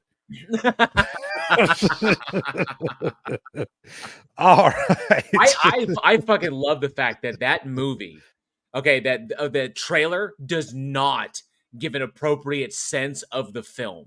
Oh, not at all. That trailer feels so different from what the movie actually is. I've seen Predator so many times, and I'm like from start to finish, it's like, wow, this thing's got a kind of like, a real like the energy is so down in that trailer, and you expect something completely different, not the amped up testosterone fueled right yeah. Even the gun sequence where they're all like when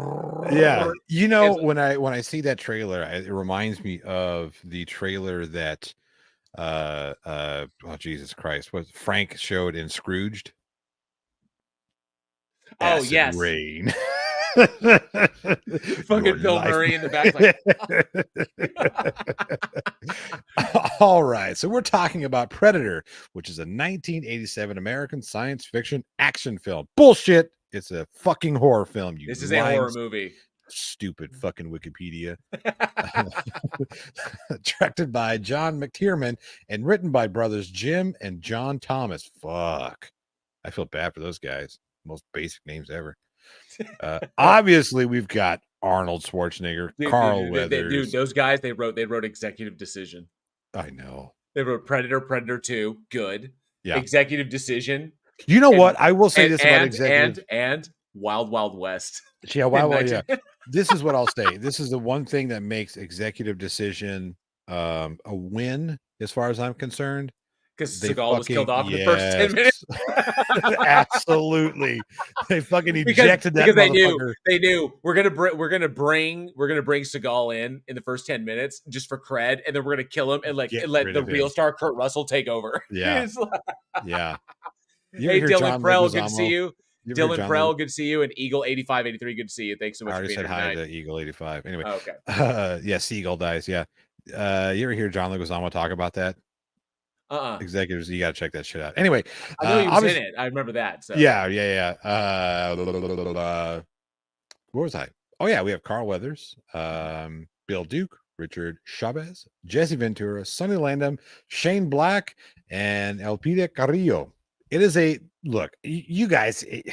If you're here and you need me to tell you what happens in Predator, you must have clicked the wrong link. You also have to. You have to come on. And it's obviously Kevin Peterhall, the late. Oh yeah. I was getting there. Kevin Peterhall as the Predator, but also the helicopter pilot at the end, which is awesome because McTiernan threw him a roll so you could actually see his face and be like, "Oh, by the way, even though Kevin Peterhall can never fit into the cockpit of a chopper of a Huey. There's no way because the dude is." But but he was 6'7", was he? Something ridiculous. He was a big guy. Big guy. 7'2". Is that what it was? Yeah. He's 7'2". Yeah. Gigantic motherfucker.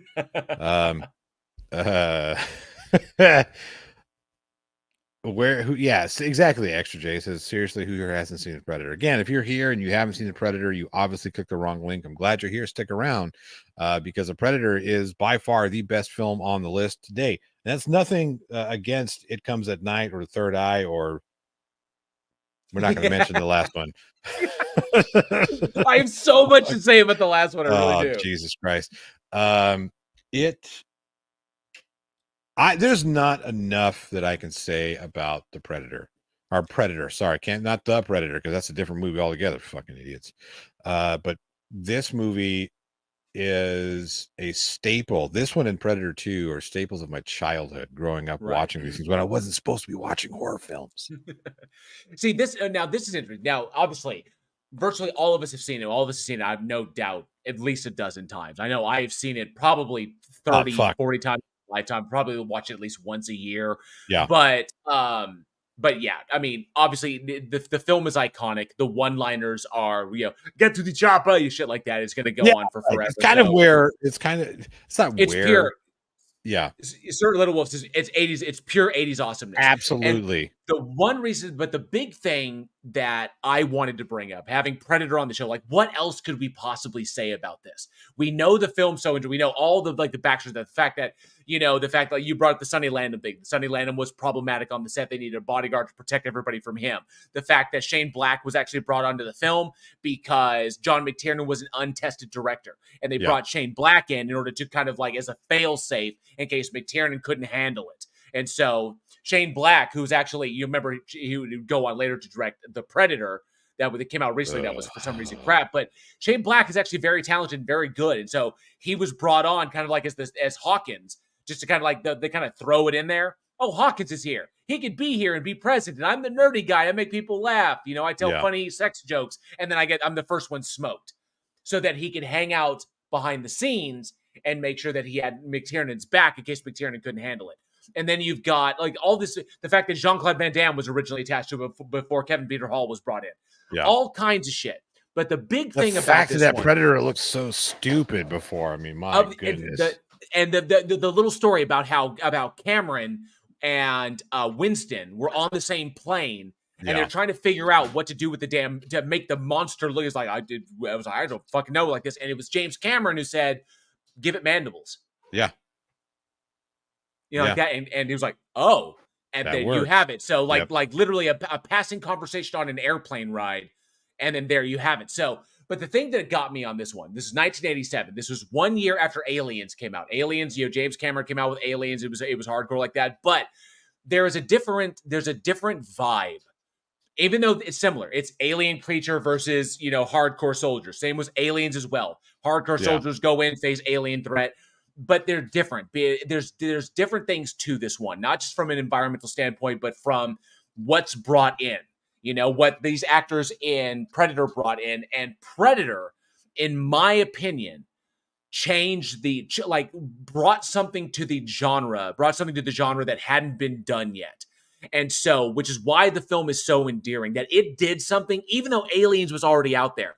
Right. Hardcore colonial Marines, big time badasses, and they're doing their thing. And then, but the fact that movie was futuristic, that takes place in the far flung future with space travel, is comics like this. No, Predator was grounded in that day. Yeah, right. So like those guys were operating as a rescue force, as a special operations black ops rescue team. Yeah, let me ask you a question. In the 80s, yeah, go ahead. Yeah. This is how that Sylvester Stallone Arnold Schwarzenegger rivalry really kind of like made its way into their films. This is a rescue team. How many fucking rescue teams do you know have a guy carrying a fucking minigun? I don't think that's wearing an MTV t-shirt. It's like, is that like standard? Dude's like, they just say wear whatever the fuck you want. I don't think so. I mean, I guess like shoot for the MTV logo. I thought it was hilarious when Dutch talks about we're a rescue team, not assassins. Like, well, you may not be assassins, but you're really fucking good at killing people. You say you're not assassins, yet the first thing you do when you get to this fucking place is murder everybody. You start murdering people very quietly. Right. Fuck. Stick. And then, of course, you got to love it because they're being all cool and quiet, doing the thing like that. Then all of a sudden, it's like, okay, you go hit him there, and I'm going to get it like that. And then that moment when he's like, it's like he puts the satchel charge in the back of the truck. And then he's looking, and then he's like, wait. And then he decides to go, and then I'm Arnold Schwarzenegger, I'm going to show up my strength. Then he picks up the back of the truck and then fucking sets it off, and Ventura's like, what the fuck? Yeah, why? Why are we doing? I thought it was. Why is that necessary? I fucking love that shit. Oh man! Even Ventura, the biggest motherfucker out there, he's got the goddamn minigun. Even he is like, "Holy shit, what are you doing?" But the thing that got me, the thing that got me was Predator did for the genre what Aliens did not, and I think that I wouldn't even call them two halves of the same coin, because Aliens is science fiction. They're both science fiction, but Aliens is far flung future stuff. That's deep in space, shit like that. Whereas Predator was grounded. It's here on Earth. It's in the 80s. It's, there's things going on that are realistically grounded. And I like that. And so I think there was, and I kind of want to talk about like, because no movie before Predator, even though there's been lots of alien films like that, even if you, but no, there'd been nothing like Predator. They were either they were either in space, tackling it on like the alien terms, or they were scientific and formulaic, like going all the way back to Who Goes There, and of course, the Thing, and the and Think from Another World, Day of the Triffids, shit like that, where intelligence is more valued than when intelligence takes the forefront as opposed to brute force. You know, because even then, even when Schwarzenegger's all alone, and he's got to be smart because he's got to like, you know, he's got to like do the boy. You think this Boy Scout shit's gonna work? Yeah, like it does. Yeah, it does. But even then, it's sheer fucking brute force because he winds up beating the drops a fucking tree on him. Okay, drops a tree on his ass. I just fucking love that. Boom. Bad idea. Yeah, right. I fucking love that scene. Yeah, it's so just great. like I'm gonna hit you with a stick. Yeah. Shit. One thing I do have to say, I think it was interesting how all of a sudden the Predator just becomes really bad at what he does. Like he's super good the entire, you know, first 2/3 of the movie at killing people expertly, and then all of a sudden it's like, well, it's Schwarzenegger. Obviously, I'm gonna fuck up. Obviously, I'm not gonna be any good. It's called hubris. It's you know, plot like armor. You just walk through everybody. You killed them all, and now you're gonna go hand to hand with the big guy. Yeah. You know, but the idea of improvising weapons is that's the whole big thing, is that they're so it's just like in Prey.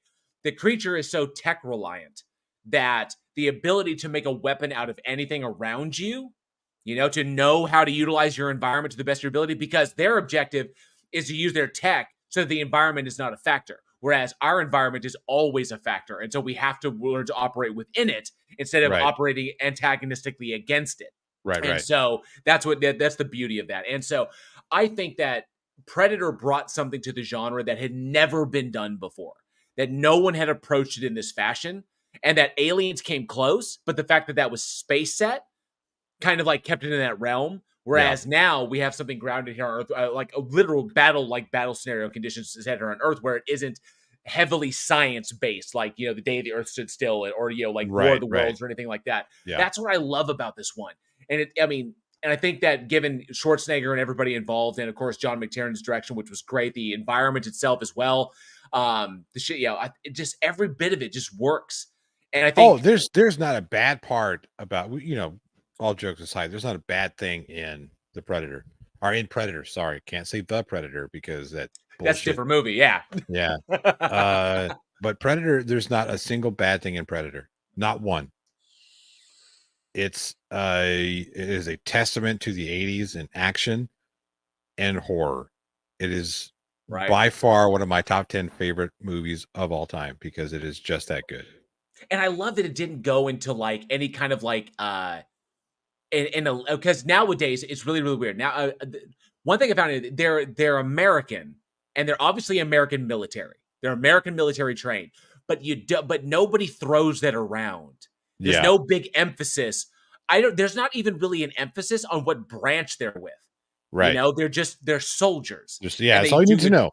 Yeah, they're soldiers and they do a job. And obviously American, but there's no emphasis on a branch. In fact, given their attitudes, you'd almost think that this was like from different branches, you know, given their approaches, you know. And then of course, so I'm looking at it and kind of like, it's fascinating in that respect. And that there was no sense of like American elitism in this, like that whole propaganda thing. It is a propaganda thing, is when it comes to telling narratives that the Americans come in and they're the ones that save the day. They're the ones that, you know, like Independence Day, shit like that. It was like, oh, the Americans have a plan. Well, what? It's about time. What do they got? What are we going to do? I like that wasn't there. That allows us to ground more with these characters as people, as soldiers, as, you know, as the guys fighting out there, in the sense that they're people the same as we are. And I like that. There's not that kind of like elitist propaganda that kind of like spoils everything. Like, it's going to take the Americans to beat these guys. So I dug that a lot. Same thing. And that's why I dug Robert Rodriguez's Predators, because that movie, same thing. But those were, you know, multiple disciplines were in there, and there was no elitism overall, which I really, really dug. So Oh, J versus also accurate for Spec Ops. Absolutely. You know, I dug it. I just really, really enjoyed it. No, you know, like no rank, no, you know, they have ranks, but they don't really display anything about themselves to give Right. themselves away. So, you know, really, it's just so smart, smartly directed, smartly written, great monster design. Thanks to Cameron's influence and Stan Right. Winston, and the wonderful effects of Stan Winston, Kevin Peter Hall kicking ass, taking names, bringing that Yeah. physicality to the role, which was brilliant. You know, plus you come up with a monster. It's kind of like, well, it's Arnold Schwarzenegger. You know, he was Conan the Destroyer. Yeah. Was that before? I believe so. I think Conan was 1985. 85? I think. Don't quote me, the Destroyer. Don't quote me. Don't quote me. Wait, no, that's the wrong one. I have to go to a different page altogether for the Destroyer. 84. The Barbarian 84. was 82 was a Barbarian, 84 was a Destroyer, and then Right. this was obviously 87. So yeah. Okay, and then apparently Raven Dark said they were trained by Spec Ops in Panama where it was filmed. Panama. So yeah, sorry. so and yes, Dylan Pro brings up Kevin Peter Hall played the alien in Without Warning too, as well, and Alien, and obviously I think Predator took some inspiration from Without Warning. Without Warning was good and was decent in its own right, very very fucking creepy with the little the gross disc thingies, the biological disc thingies, right? But I enjoyed that one. But Kevin Peter Hall obviously did the Predator with the Hunter and Without Warning, Predator 2, obviously Harry from Harry and the Hendersons, the monster. I forgot about that. The monster in the Closet, the Trauma film. Yeah, that was Kevin Peter Hall as well. So legendary actor. Shame we lost him too soon. Yeah, he was 34 or some shit like that. It was crazy. Yeah, crazy. Damn shame. But the film established a horror icon. The Predator, it solidified the Predator as a mainstay, and of course, it's lasted till this point here. And it just I like remembering the film for what it brought to the genre, and not just in Go ahead, yeah. I was gonna say not for what it turned into. No, I mean, not for what it. Obviously, there was some big problem. The comic books did really well. Dark Horse handled the franchise brilliantly. And the films tried to follow that for some reason, and I don't know why, but there's something to be said. It's very difficult. I think going comic book to film is extremely difficult. I think it's because they're both visual mediums as opposed if it were just a book to film, it works because you don't have, you know what I mean? Like nobody's going to have in a novel or a short story or whatever in a strictly read medium, nobody's going to have the same look in their head of what this is supposed to look like, right? The world that is built by Tolkien, for instance, is going to be slightly different from person to person. Whereas when you have a Frank Miller, if you look at Sin City and if you look at 300, if you look at those things, those kind of have pre-built worlds. If you read the graphic novels or the comics, you kind of already the visual medium is already there. We've already told you what they look like. Mm-hmm. So that generally making that translation is kind of difficult because you're going from a quasi visual medium to an exceptionally visual medium in film. And there's a level of expectation that this is going to be one way. And when it doesn't work in a moving picture, it really doesn't work.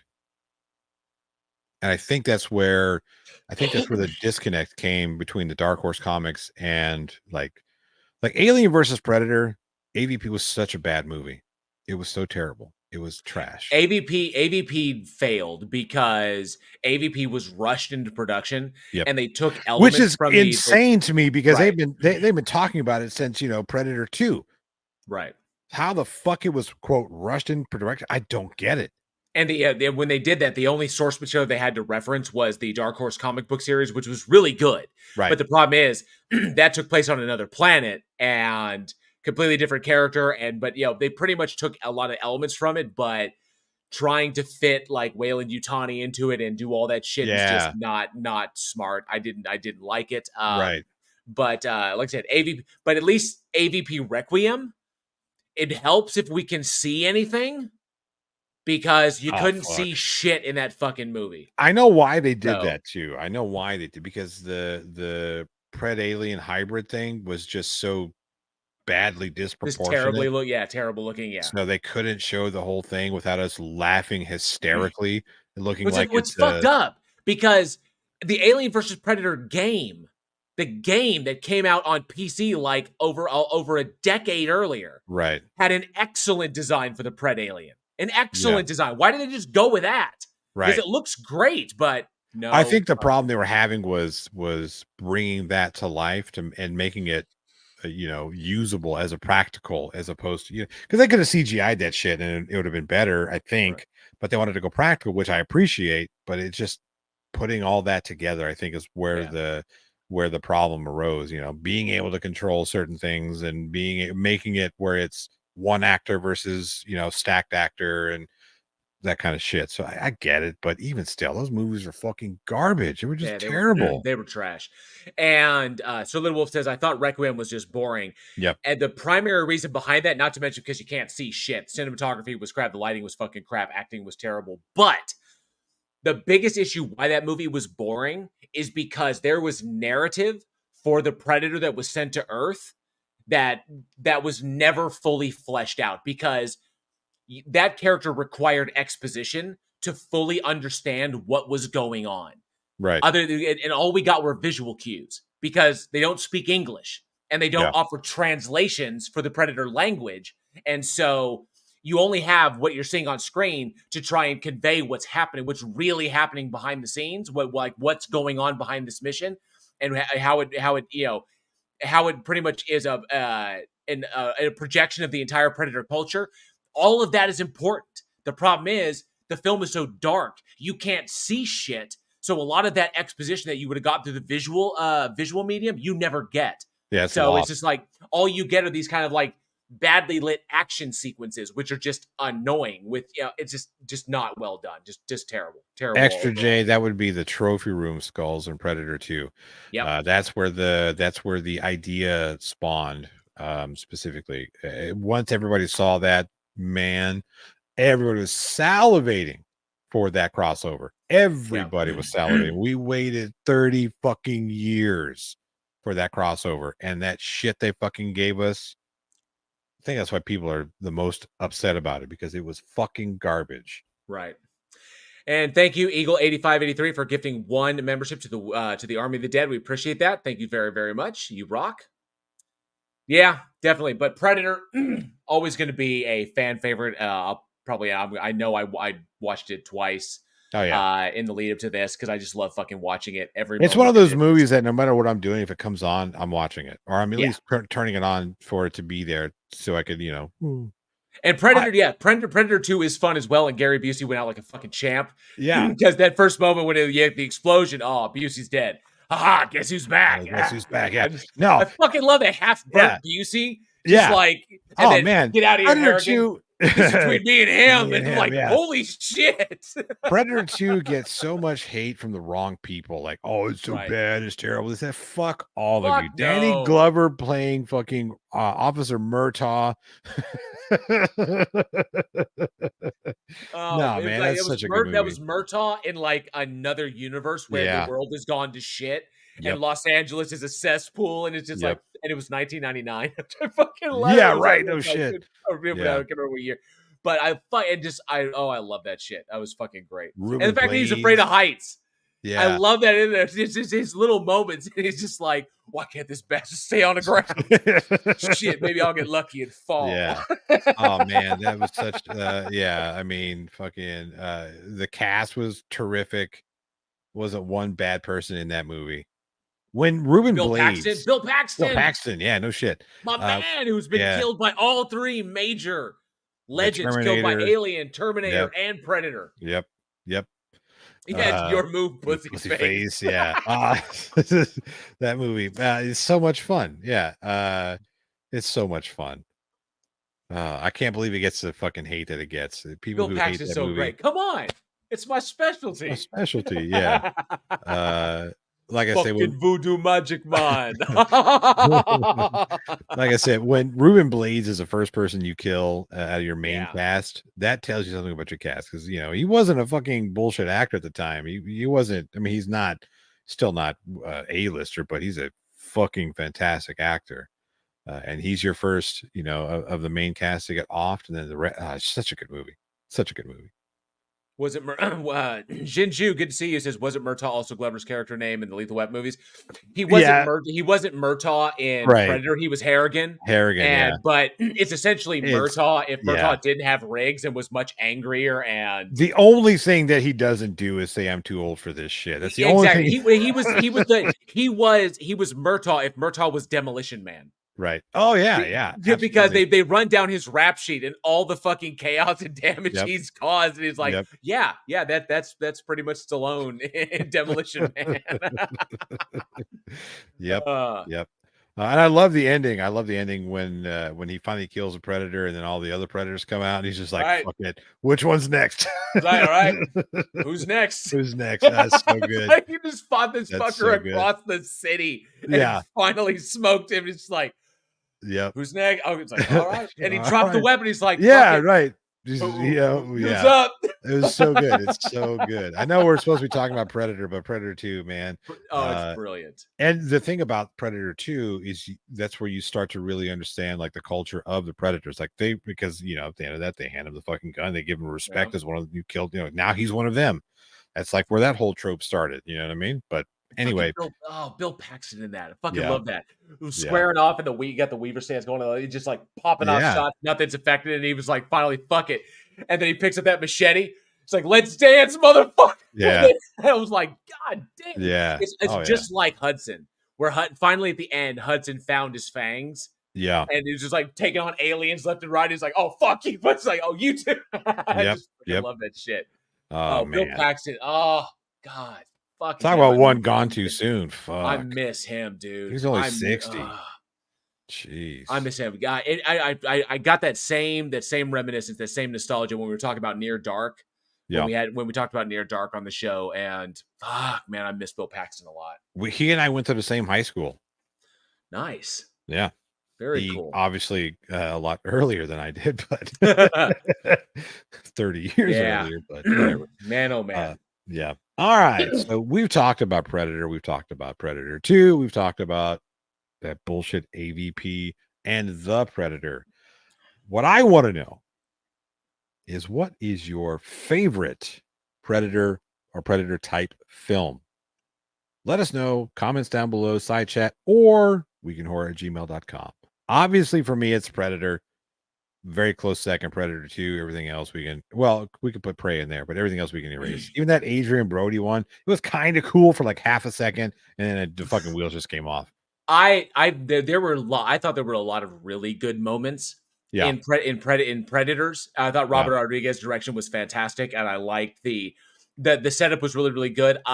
The only thing, and it's just a shame because I fucking love Lawrence Fishburne, I felt that he was miscast, that part was miscast. Yeah. I don't think it should have been Larry Fishburne. It should have been someone else. Yeah. I thought that was like lost on him. I think that part was not meant for him. There should have been somebody else in that. That's just my opinion. Yeah. I agree. And nothing against Topher Grace. I just don't think he was squirrely enough for that role. You know what I mean? True, but I liked the idea of all of these professional killers.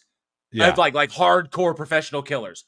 None of them figured out that none of them got the sense that he was a serial killer. Which really was, and like, I kind of dug that. I do like that, but for me as an audience member, I'm watching this thing and I'm seeing all these fucking bad, Marshall Ali's in it. I'm like, God damn, fucking it's just a stellar cast. Again, talking about really good cast films. You have all these fucking people here who are these super badasses, and you have this nerd guy. I'm like, oh, obviously he's some sort of like fucking weird dentist or some shit who just likes to fucking kill people. So Brody was like, they're all heavy hitters except for him. He doesn't belong. Oh, he does. Yeah, well, that was a hint that he was like, the worst of the worst there. But anyway, let us know. I'm curious. I want to know. We got some Prey. We got some Predator 2. Yeah. Predator's gonna be my number one. Predator 2, very, very close second. Prey is my number third. So, because Prey was, God, I fucking love that movie.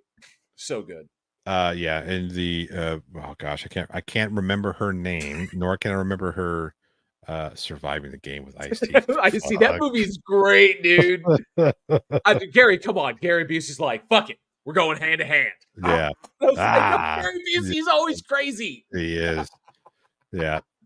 The fucked up thing is Gary Busey doesn't remember making any of those movies. From after the accident, I'm assuming. After the accident and all the shit that, yeah. Him and Rutger Hauer. Oh, another one gone too soon. The fucking things we watch. Jeez. Yep. Surviving the all game. Right. Anyway, let's fucking. Why do we have to end with this one? Because this one's fun, and I got some stuff, and some stuff to talk about. This, yeah, some stuff to talk about this one.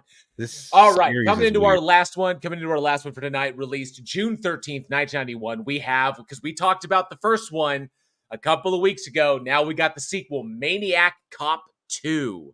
Oh boy! I'm pretty sure I didn't fuck this one up. So let's cue up the terror tube. There it is. All right. We got us a monkey here. Monkey? No. No monkey.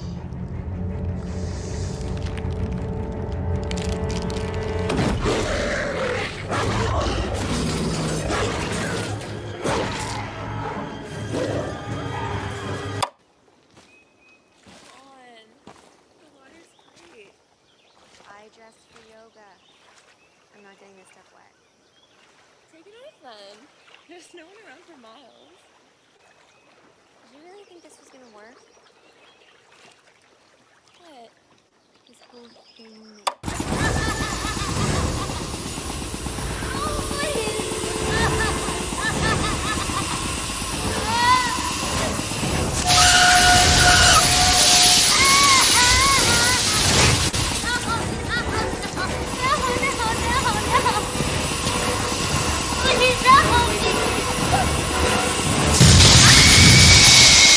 You have the right to remain silent. He's still alive. Forever. Again.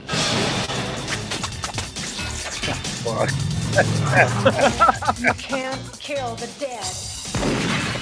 Why has this been kept from the public and the press? When this leaks out, people are not going to want to pick up the phone and dial 911. We're looking at a bloodbath here.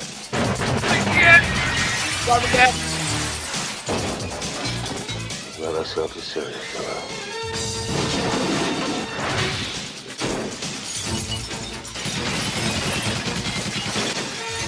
I touched his hand, and I was back there again with the dead.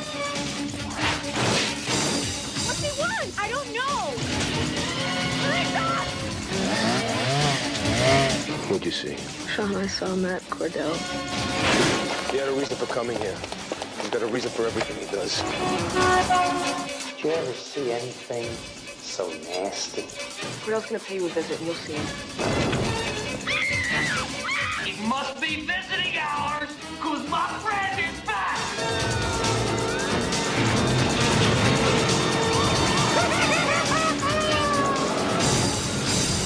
We're getting stronger because we got ourselves a leader. All the cops in the world can't stop Cordell. You murdered him. You're pushing me too far.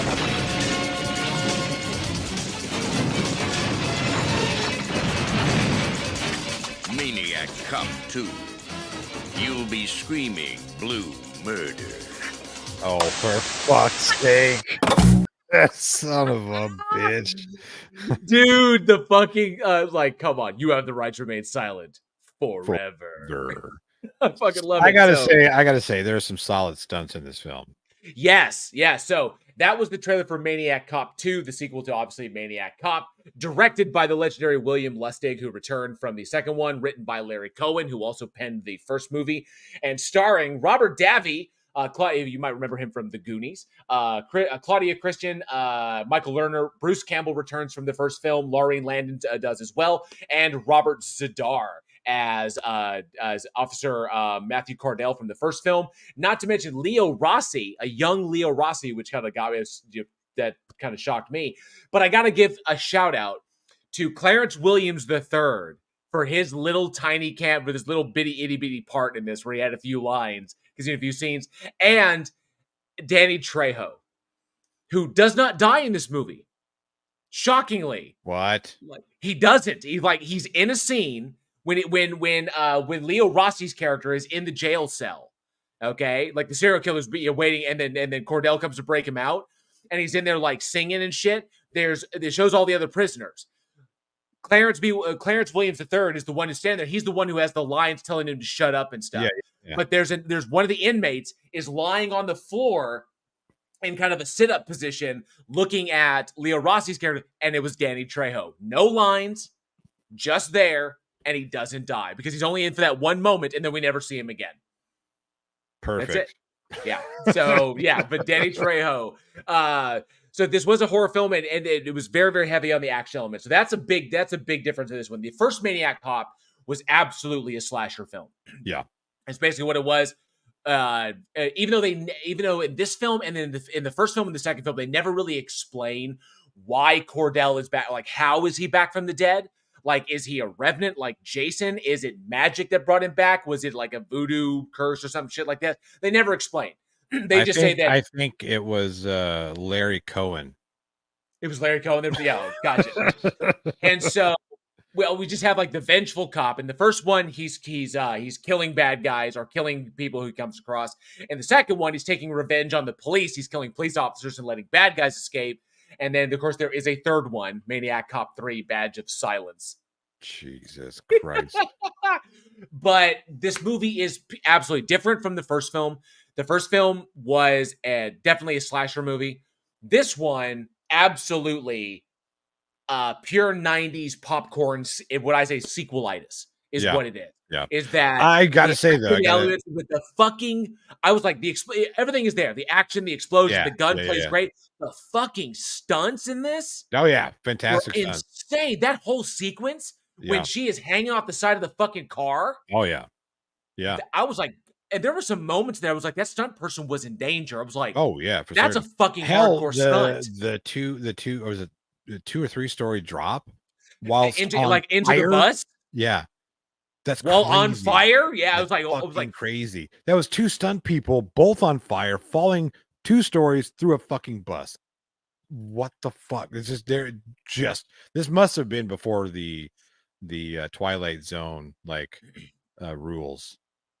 Right. Oh, Danny Trejo did not die because he didn't open his mouth and earn it. He has to earn his death. Yeah, that's right. He doesn't die in Spy Kids. That's true. He doesn't die in Spy Kids. And I will say, he never talked in Desperado. That's true. He didn't talk in Desperado. So, but he was good with a knife. He was. I got to say, Claudia Christian from the Babylon 5 days. Babylon 5. She was nice to look at. This one, they're both horror films, and this one definitely more action than the other one. But I have to admit, for a sequel film, and I love that it took the Friday the 13th Part 2 trope, where the final survivors from the first movie get axed out in this one. That Bruce Campbell dies, and it kind of surprised me. It's like I kind of expected Bruce Campbell's character to die because I think he didn't really want to be a part of Maniac Cop 2, but I guess they needed to close off the character, but they kill him. So he dies, in a great sequence when he lifts up the paper that has him as the hero, and he's like, "Let me read about me." Knife through the neck, but he's dead. Yeah. But then turn around and kill his partner, kill his girlfriend from the first film, which I thought was really impressive. I was kind of like, "Holy shit!" Lorian Land and Teresa gets smoked as well, and pretty unceremoniously. Like she comes after him with the chainsaw. Chainsaw time! Fuck your chainsaw! Snap on the next people. I was like, "God damn!" Yep. Like, holy shit! And so, and surprisingly, and then of course, you have other characters like Robert Davi in this one, who already is known as playing heavies and being hard boiled noir type characters, but even then, it is never really utilized, which I found interesting. It doesn't wind up being like a throwdown between the two of them. It winds up just being Cordell winds up kind of destroying himself, gets set on fire, and then goes through like this.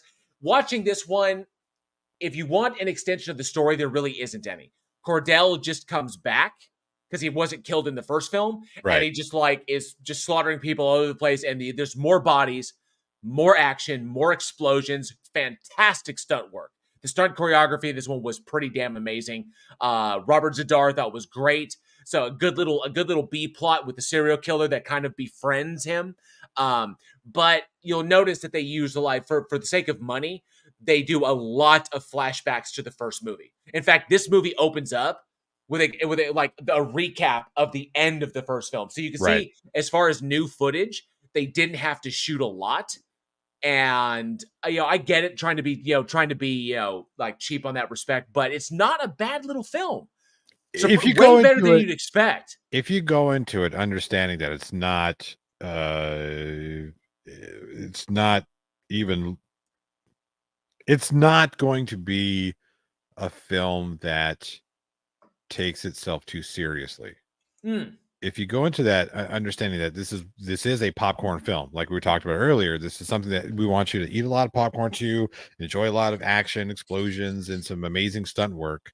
But the story is not good. It's not a good story. The story is kind of lazily put together. The character arcs really aren't there. Everybody's kind of flat.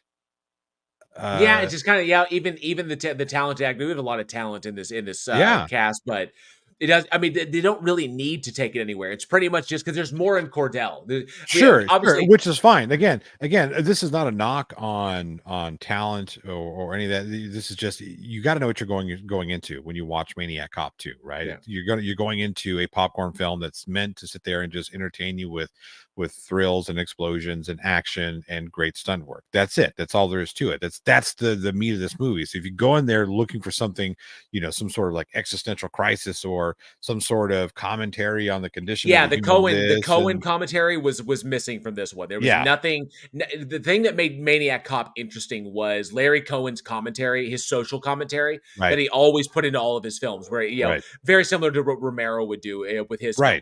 Exactly. And that commentary all of that is sacrificed in the name of sequel-itis, action, big explosion, Lethal Weapon 2 style. Let's make it bigger and badder, and that's where that movie sits. Exactly. This is at a time when you had things like Die Hard and Lethal Weapon and a lot of big explosions. That was a thing in Hollywood. Like the late 80s, early 90s, everything was about big booms. And I shit on Michael Bay a lot, but that's where he learned that shit from, was the late 80s, early 90s. That was a thing. Everything had huge explosions and lots of gunfire and lots of action and cool stunts and whatnot. So Baysplosion. Baysplosion. Hey, I know this is what we're gonna do. We're gonna make a Freddy Krueger film, make it super dark and creepy. But I get to blow things up, right? No. This is a horror film. This is a straight horror film. It's about Freddy Krueger. He invades your dreams. He's like, but I get to blow something up, right? No. It's this dream monster. He goes and he terrorizes his victims, but I get to blow something up, right? Okay, fine, Michael. You get to blow something up. Fuck. That was like the Friday the 13th remake, the 2009 remake of Friday the 13th. It's been that long since we got one. But the 2009 reboot of Friday the 13th that Michael Bay produced, even that, Friday the 13th, even that, at the end of the movie, they had to fit an explosion in that. That's when like the underground areas of where Jason is running through the campsite, running through the camp. There's an explosion there where then the fireball is traveling. It was like, really? Yeah, really. I think he's aware. I think he's aware of it now, and he's just like fucking with us at this point. He's gonna do some sort of like Winnie the Pooh children's story, and Piglet's house is gonna get blown up. So, but if you dug the Maniac Cop franchise, if you really, really did enjoy it, I enjoyed for its popcorn effectiveness. I liked the first one because of Larry Cohen's commentary. I thought it was, especially at the time, given when it came out in '88, and so that's sadly missing from this one, because I don't think they need to retread that territory. They just wanted to capitalize on the fact that Maniac Cop was relatively successful for the money they put into it. And so they're just continuing the story, which is why we also got a third one, which was technically, it should have been Maniac Cop 3 Bride of Maniac Cop, because that's essentially what that film was. Yeah. Because at that point, he's like Frankenstein-like character. But in this one, if you dig the popcorn flick, if you don't need anything super hardcore, and you don't really care about the ongoing narrative, you just want to see a virtually undead cop, invincible undead cop, like run around and smoke everybody. Cool. This movie, this movie's for you. Not to mention, appreciate the stunts, because the stunts are fucking impressive. They really are. Yeah. There's some the stunt work in this thing is that's the reason why you watch this. If you're looking for something to learn, that's why you watch this movie, for the stunt work. Because it's fucking great. Ronan Ellis says Michael Bay should do a film set in a fireworks factory and not have an explosion. I would pay solid money to watch that. Okay, I would be, just because. You just reminded me of Fede Alvarez because Fede Alvarez did Evil Dead, right? And the critics complained that Evil Dead was too loud, too extreme, too this, too that, too much. Okay, that's what they did. A lot of critics said about Evil Dead back in 2013. So his response to that was to release a movie where it's a bunch of people encounter a killer, but the killer's blind, so nobody can make any noise, so that the killer can't hear them. So his response to the critics was release Don't Breathe, where everybody's quiet. Yep. And that's the movie. Where I just like I said, I give him mad respect for fucking telling people to go suck a fat one. Literally with a good movie, because Don't Breathe was good. It was solid. The second one sucked. Second one sucked. But the first one, it was solid. It's Stephen Lang. Stephen Lang is fucking amazing. Oh, he's great. Yeah. Just don't try and tell me that Baby Baster is supposed to be a sympathetic fucking villain. Get the fuck out of here with that shit. No, there's nothing No, that character is not sympathetic. No. Yeah, you're not going to get me to care about somebody who fucking kidnaps and, does what he does to a person. Fuck that. If your bad guy is so bad to the point that we cheer when the Baster gets shoved down his neck, shoved down his throat, blah, like that. Yeah. When we like, yes, fuck you, Jane Levy, you rock, run, get out of there. If we're cheering for that, don't try to make him into a sympathetic character. Don't do it. It's not going to work. It's just not. It didn't work for the Friday the 13th reboot. Jason is not a sympathetic character, know, and they did the same thing with Maniac Cop. Let me bring this full circle, because Maniac Cop 3 tries to make Cordell into a sympathetic character. It does by doing the bride of Maniac Cop, where it's another officer, that goes down. And so it's that kind of goofiness. These are not sympathetic characters, not meant to be. They're villains. That's the point. Right.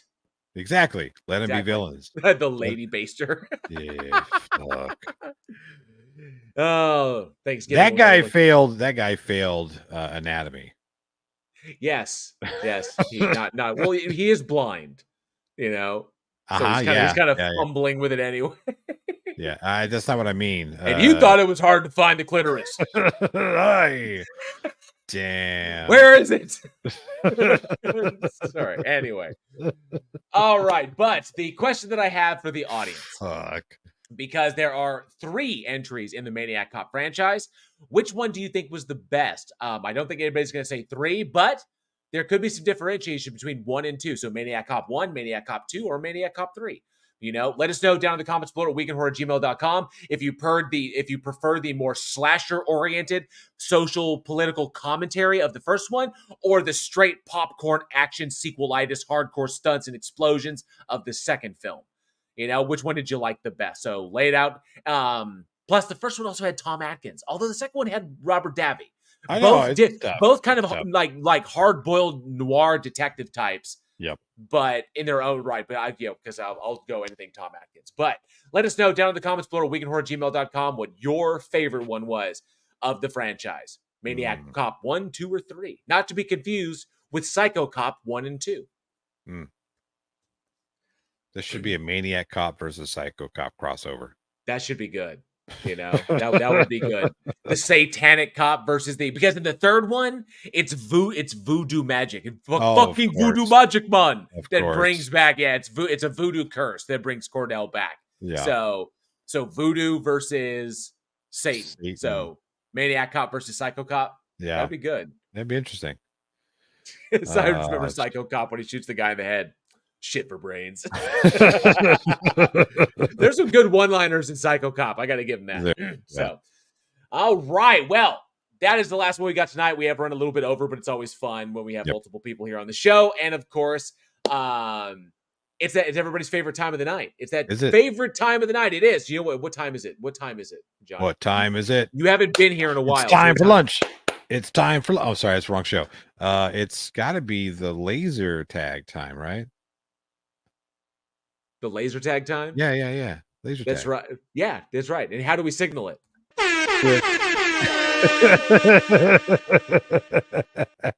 Oh, geez. All right. You know what? I'm Oh, gonna we read this one. delayed that shit perfectly. We did. It's great. All right. Yes, it is trivia time, and Johnny's going to give you a trivia question. So get those Google fingers ready. The first person to get the correct answer to this question in the live chat wins a special item from the Weekend Horror Store. Those previous winners should be getting your stuff here pretty soon. I got the notifications from Teespring, so look for those coming in the mail. But yeah, be the first one in there. So, Johnny, what do you got for him? This should be an easy one. I was just about to say this. I was just about to say anybody who has to use Google for this one here, you should publicly shame yourself. Okay. Anyway, the original insectoid version of the Predator was eventually reused in what 2010 film? One more time. The original insectoid version of the Predator was eventually reused in what 2010 film? First correct answer. First correct answer gets the D's nuts. And we're not going to say anything until you do. Sarcasm said, nope, wasn't Species. I have to get you to Spaceballs? Really? I wish. That would have been great. They've gone to plaid. Travis Brown's got it. No, he didn't. Yes, he did. No, he didn't. Yes, he did. No, he didn't. Oh, you're just giving him shit. Okay, gotcha. Congratulations, Travis Brown. Yes, you got it. It is Predators. The original insectoid version of the Predator that Jean-Claude Van Damme was supposed to portray before he dipped out and they decided to go another way. That original version was reused as a CGI and a practical effect alien, but in the movie Predators. When the initial, whenever they're running all over the place, the alien that they see chasing after them, the one with the two legs is running after him, and then winds up getting shot by the sniper. That alien right there was the original version of what they were going to make the Predator in the very first film. So it got reused Robert Rodriguez brought it back and reused it for the movie Predators. So congratulations, Travis Brown. Let me get your name down. And we will get that printed and shipped to you ASAP. Well done. Runner Last Name also got in there. Angel Rivera got in there as well with Predators. And so it was the alien in Spaceballs. Now that was the alien from Alien that was in Spaceballs. Yep. Doing the Michigan J my Frog. Baby. Hello, my number. Check, please. What did he have? Oh, he had the special. That's what I ordered. That's what I had. Changed mine to the soup. And it was John Hurt. Not again. Not again. Yeah. Doctor, get this man some Pepto-Bismol. That was like, that was it. It was like, get this. Fuck that, man. Get this man some Pepto-Bismol. Yeah. It was so funny. Oh, what's his name? Oh, geez, that moose. I love Spaceballs. We ain't found shit. Tim Russ, Yep, who actually Tim was Russ. funny. He's on YouTube and he released a video. Oh, I saw this one. Yeah, where he was kind of like 35 years in this business, over 100 credits to my name, and the only thing I'm remembered for is we ain't found shit. Fucking love it. Oh man, it was funny because we actually talked about one of his early films. There was a movie called Pulse, which is about the family gets trapped in the house because the evil electricity comes in and attacks the house and is killing people. And Tim Russ had a not really a cameo because he wasn't really known, but Tim Russ was a police officer in that movie. Very brief towards the very end. Yeah. He's one of the cops that runs up and is like, "What's going on?" Yeah. So yeah, Tim Russ. That's right. Insane Angel says, "I remember Pulse." Yes. There you go. Congratulations, Travis Brown. We'll get that printed and shipped to you ASAP. Well done. All right. And that, Horror Fiends, is going to conclude this episode of the Week in Horror Don't podcast. do it. Don't do it. I got to do it. No, you don't. God damn it. You know you love this outro music. I fucking hate it. Thank you all so much for joining us. We truly hope you enjoyed the show. And if you did, smash that like and subscribe button and be sure to hit that bell so you never miss a future episode. There are only 12 episodes left until the season finale. 12 episodes left, dude. Dun, dun, dun. 12. We are closing in on it. 5 years of Week in Horror. Thank you all so much for joining us. Join us next week when we look back at the savage and weird The Mutilation Man, taboo culinary revenge and bitter feast, the summer camp slasher throwback Camp Slaughter, and the blood-soaked action of Abraham Lincoln Vampire Hunter. Jeez. Be sure to check out Josh Olsen's store at badsamurai.store where he does all the awesome artwork that you see splattered all over our merchandise, which you can find over at Teespring. And for more from Week in Horror, check out all the bloody links in the description. Follow us on the socials for the daily splatter, your daily horror recommendation. Join our Discord for watch parties, big announcements, all kinds of horror shenanigans. Hang out with us and support the show through channel memberships, super chats like you saw earlier tonight, PayPal, or even through our Patreon for as little as $1 a month. You can help us do all this stuff. Keep this show going. Do all the background stuff that we have going on behind the scenes. What are you waiting for? As they say in Evil Dead, join us. Join us. Join us. As always, Yeah, buddy. Thank you all so much for being the greatest audience a horror film podcast could possibly have. I am JL. I'm some fat guy. Also known as Johnny O. We will see you all next week. And as always, stay scared. Yeah, buddy.